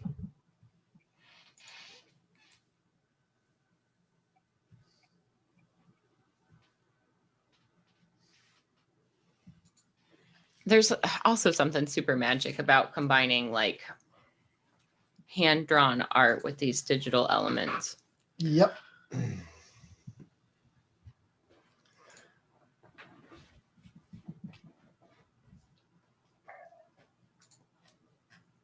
Very cool. Yep. I'd like to Wild. take a trip wherever he does. Nice. Jordan, when do you see Guy again? I got to get my next appointment in. So I don't have an appointment down right now. We'll see Adam soon. I got to get one in with Guy. Hoping by the end of the year. Yeah, Empire's my next appointment. Yeah. Yeah, do my neck then. Nice. What are you getting done? Me and Megan are going to talk about it this weekend. We haven't decided yet. Nice. What body part are you doing? My neck. Oh, are you doing all the way around? Well, we got to talk about that. I'm not so sure I'm going to go through the center. I think I just want it on the sides. So keep the front throat open and then wrap around. Yeah. All the way to the back. Yeah. If I were to do my neck, if and when the time comes, I think that's how I'd want to do it. I'd want to keep this like Yep. throat panel open. Oh, I'm gonna fully blast over mine. I'll never get mine done. Never get it. Nope. Jordan's like, I'm ready to just blast this sucker now. Not I ready. said that too. I'm not ready. I said that too. Yeah, I but never do it. when you got a moneymaker as pretty as I do, you don't want to fuck it up. So It's fair, Tony. Right. Fair. it's a Terrell curse, you know. The Terrell curse. Yeah, that's fair. I don't want to go above my shirt line though, or above the collar. To be fair. To be fair. That's fair. That's fair. So, but yeah, Are you excited to take the leap above your collar? Did you know this was coming? Was it an inevitable? Is it a milestone? No, it wasn't. I wasn't ever going to do it, but there's a couple things I wanted to do. So, you know, when you don't got room. I mean, you still got your armpits. Yeah, well, I'm not sure I'm doing those yet. I doubt it. There, you got some nice big space. You're gonna end up doing something really cool with your armpits. Ugh, Ugh, know. he says. yeah. It's the pain. I'm so over it. You got to understand, you know, after over 560 hours, it takes on a whole different meaning. I just stopped keeping track. yep. I couldn't even tell you how many hours I have. That with tattooing. number. Yeah, that's weird. Oh, I couldn't Mine is even. so high. Yeah. Yeah. I couldn't count. Probably not as high It's as you just guys, something I but- just kept to get. Well, Jordan, I you just can count. I can't count at all. Oh man. It's definitely in the hundreds. I'm definitely for sure well into the hundreds, but I haven't I'm kept track I'm in thousands. for sure. You and Todd have a lot of work. He's got a lot Todd, of work. are you on your legs yet? Well, I'm done with my legs except the left. Tony's got to finish up the tattoo he started. We haven't did that yet, but once that's done, You pretty really much. do Oh, just I got have a like, spot in the back. I tried to get toxic this weekend, but no. The one Are I got a butt gap cheeks done? filler. Yep. Jada Moon Nice. did those. Jada Moon did those. Nice. That doesn't surprise me at all. Did she offer to tattoo your butthole? What? Did she offer to tattoo your butthole? Oh yeah, she did, but I passed on that. oh man. I can't seen even Jaded. imagine. I seen Jaded this weekend. We were talking about shit like that. I mean, you know, Jaded is one interesting character. I mean, she definitely is. She's got no inhibition whatsoever. If you ever been around her and listened to her, you know that. Oh, yeah. She's a good girl though. She's opening a shop up in Wisconsin. She's been working on that, so she's been a busy girl.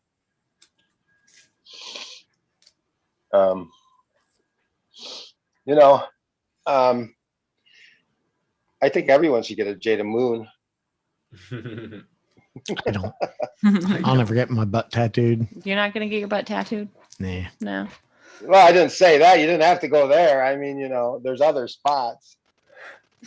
Yeah, but there's a million tattoo artists I want to get tattooed by before her, I'm sure. So, sure, everybody needs one, but there's a whole bunch of people I want to get tattooed by. So, Right. I get it. you know, I'd love to get tattooed by a guy, but I just don't know, like, I don't have the space to give him, you know, to Mhm. let him do something that's worth him doing. You know? Mhm. If I'm not mistaken, I see some fresh spot on your head you could use.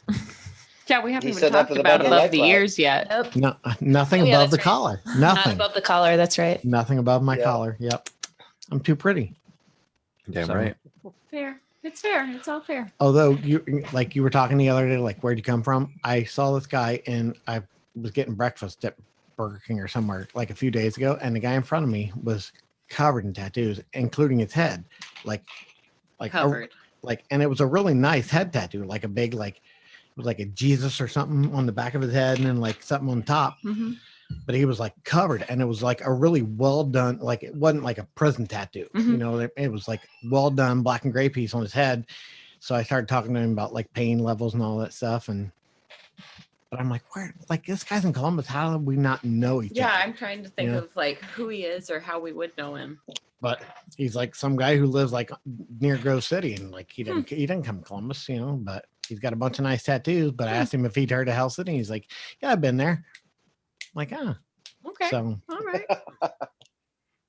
but yeah, his head was rad. But I'm like, how do we not know each other? But I mean, there's, you know, the big city, There's you know, a lot of people have really nice tattoos, and Yeah. you may not even know it. So, Mm-hmm. but when you're that heavily tattooed and you're a collector of really nice tattoos, you would think that, like, I'd at least be familiar with him. But Maybe you'd Yep. recognize him without his clothes on. Because there are some people like, oh, I recognize that tattoo, yeah, but you wouldn't even connect the face. right. You know, the Yeah. head could just be a newer addition. Well, it looked pretty healed and pretty old, so, Mhm. but it was nice. Okay. So I was like, Nice. but never know what you're gonna run to out there. So Right. That's true. keep your eyes peeled and don't judge people by the way they look. Just Or because- judge them. yeah, but just like- don't judge Be people. like, oh, he looks cool. Right. Unless they look like a threat, then make sure to give them a good ocular pat down. The ocular pat down. Safety It's first. important. It's important. well, Are you worried about Tattoos your are- safety? Hmm? What? No, I just consider myself the bodyguard of every room I'm in. So The ocular pat down. you guys don't watch Always Sunny in Philadelphia, do you? You have to do it. I mean, Ocular pat down. Yeah. Obviously. when you walk into a strange place, you got to look around, Mhm. look for an exit. Safety Yeah. first. I did that before Mhm. Chicago. It was really weird. I've never really did that, but you know, with the day and age, what we're living in today, it was the first time where I actually looked at where the exits were and everything else. Just So because, yeah. something just because, you can't live in a glass bubble anymore. I mean, the world is a different place now. Yeah, and anytime I'm in like a space where there's a ton of people, like thousands of people like that, for sure. Want to know where the exits are, want to know my own safe escape, because if something happens, all of those people are going to be rushing out the doors. You want to know where I don't know, I'm not sitting there thinking If about you're where the rushing, you fastest wanna place rush is to towards the get out door. of the entire time, but I definitely get more weary these days around being in large crowds for multiple Well, it's just reasons. because crowds still don't really bother me, but let's just say like in a generalization, now crowds are a little bit different because everybody's just more on edge, and because everybody else around me is on edge, now I need to be a little bit more on edge, because you never know what this ding dong next to you is going to do, because they have a chip on their shoulder towards the next ding dong. Right. Yeah. Exactly. All in Detroit right now, there's a lot of like shootings on the freeway and things. Yes, tons. There've been a lot of shootings in Columbus the last week or two. Who has there? Yeah, it's Like an getting kind unusual, of crazy like, around here. There was like a 1-year-old that was shot and killed the other day Yeah. in Columbus. Well, there was an 8-year-old Does that that was shot happen? on the highway here. Yeah, it's getting crazy. Don't fuck with people. And I Don't fuck guess with people like you don't know. I guess like the You never know. quads and like ATV and stuff riding around Columbus is getting bad too. Like the police have been cracking down. Oh, because, really? Yeah, everybody's It just gets riding their pretty dirt bikes and loud. That's quads. probably the most irritating thing on this side of town. Is it'll be like 3:30 in the morning, like Yep. Right. But I guess that's been bad in Columbus, and like shootings have been on the up and up. So like Columbus is crazy, man. our new police. It's chief like is that from Detroit. everywhere, though. Is she? Yeah, Really? yeah. I can't think of her name right now, but she's from Detroit. I was like, okay, this is either going to be fantastic or not. Right. So jury's still out. Detroit police suck, so I don't give you much hope. They've been investigated so many times for corruption over the years. It's just unreal. The So Detroit police. Oh yeah. Well, they shake down all the drug dealers here. That's what happens. You guys have drug dealers in Detroit? No, yeah. Were you doing pooping? I gotta pee. Oh, Jordan's peeing, not Tinkle pooping. time. All right, guys. Well, I got to get out of here. I got some things to do. It's been a while we've been on, right? Yeah, we're Yeah. approaching the 3-hour mark. We're kind of in the wind Yeah. down. The wind down. Hey, we're 2:45, so Yeah. been on about Yeah. 2.5 hours. So I feel like we hit on It's a everything. good show. Yeah. Yeah, it's been a good show. Yeah. Anything you want to talk about, Todd, before you get going? Touch on everything. Well, there's a convention coming up in Flint that they asked me to go to it, so I guess I have to feel obligated to go to it. So that's the newest thing that's going on. A weed think that's convention or a tattoo convention? Tattoo convention. When is this? Second weekend of August, I believe. Carl's going to be the MC to it. So one of the shops in Flint are putting it on. I don't know how big it's going to be because, I only heard about it like 3 months ago. So how much publicity can you get out in that much time? I'm not expecting a lot much from it, but we'll see. I'm curious. I wonder if I can plan a quick impromptu road trip, come up and get some footage and check it out, hang out with you, Yeah, that'd be cool. drink some bottled water. Yeah, for sure. In Flint, that's what you definitely want to drink. They still haven't got that mess cleaned up. I've got so many opinions on that situation, but that's a whole nother Yeah. 3 hours Hey, that we can I talk live about it- water. Oh, I could too. I live in this state, and how that happened should have never happened because we voted down the emergency manager that the governor had the ability to do that. That was voted down by the state, and then they come back 2 weeks later and wrote another law up that circumvented all our votes. So we got screwed on that, and the citizens of Flint really got screwed. Yeah. I mean, I know it's not going to happen, but like the quickest, easiest solution would be to just start drilling wells for like every 3 houses. Boom. You're not going to be able to fix the municipal water supply, but putting wells in, but that's $5,000 to $8,000 a pop. Yeah, but you got to remember, Flint was a very industrialized city for many years before they all exited from there. You know, the big three were all in Flint. So, you know, I don't know how much I would want to be drinking the well water around Flint. Well, one of the cool things about Michigan being a dune state is it's all sand and aquifers. So the water filtration, the groundwater filtration of the whole state of Michigan is pretty excellent. So if you get that well deep enough, it's going to be clean water. But what's an that's too aquifer? easy. That's too easy of a solution. What's an aquifer? Fresh groundwater seeping. No, it's for getting wet. Drinking, silly. That's for getting wet. Dad jokes. Yep. Dad jokes. All right. Well, thanks for joining us, Todd. And Yep. we'll catch up with you next week. Tony, thanks Yep, for sure. thanks for taking the time and talking with us. I My feel like pleasure. I've learned a Definitely. lot about you today. Like we talk all the time, but there's a lot that you've done. Like Always like getting to the know more we about talk, Tony. the more I learn more about Tony. And knowing it's half the battle. G.I. Joe. Oh, sorry. G.I. Joe. But yeah, it was a pleasure coming on here. It was awesome talking to you guys. Thanks. So, Hopefully man. we're a little bit more organized and with it than when we were in the tiny room. yes, a lot more Yeah. organized. We're coming along. We're coming along. a lot it's more getting there. organized. Right. So. 40 episodes later. Sure. 50. Yeah, we're approaching All of us. 50. I think none of this is set in stone, but I think we're going to have an evening episode for the 50th. I will be ready to talk details by next week. So, Nice. but there's going to be Be some awesome. special stuff going on for the 50th episode. So So, stay tuned, Cool. everybody. yeah, stay tuned. Join us next week. If you have any content you want to share with us, the easiest way to communicate directly with me and Jordan is probably through the Tattoo Collecting Instagram page.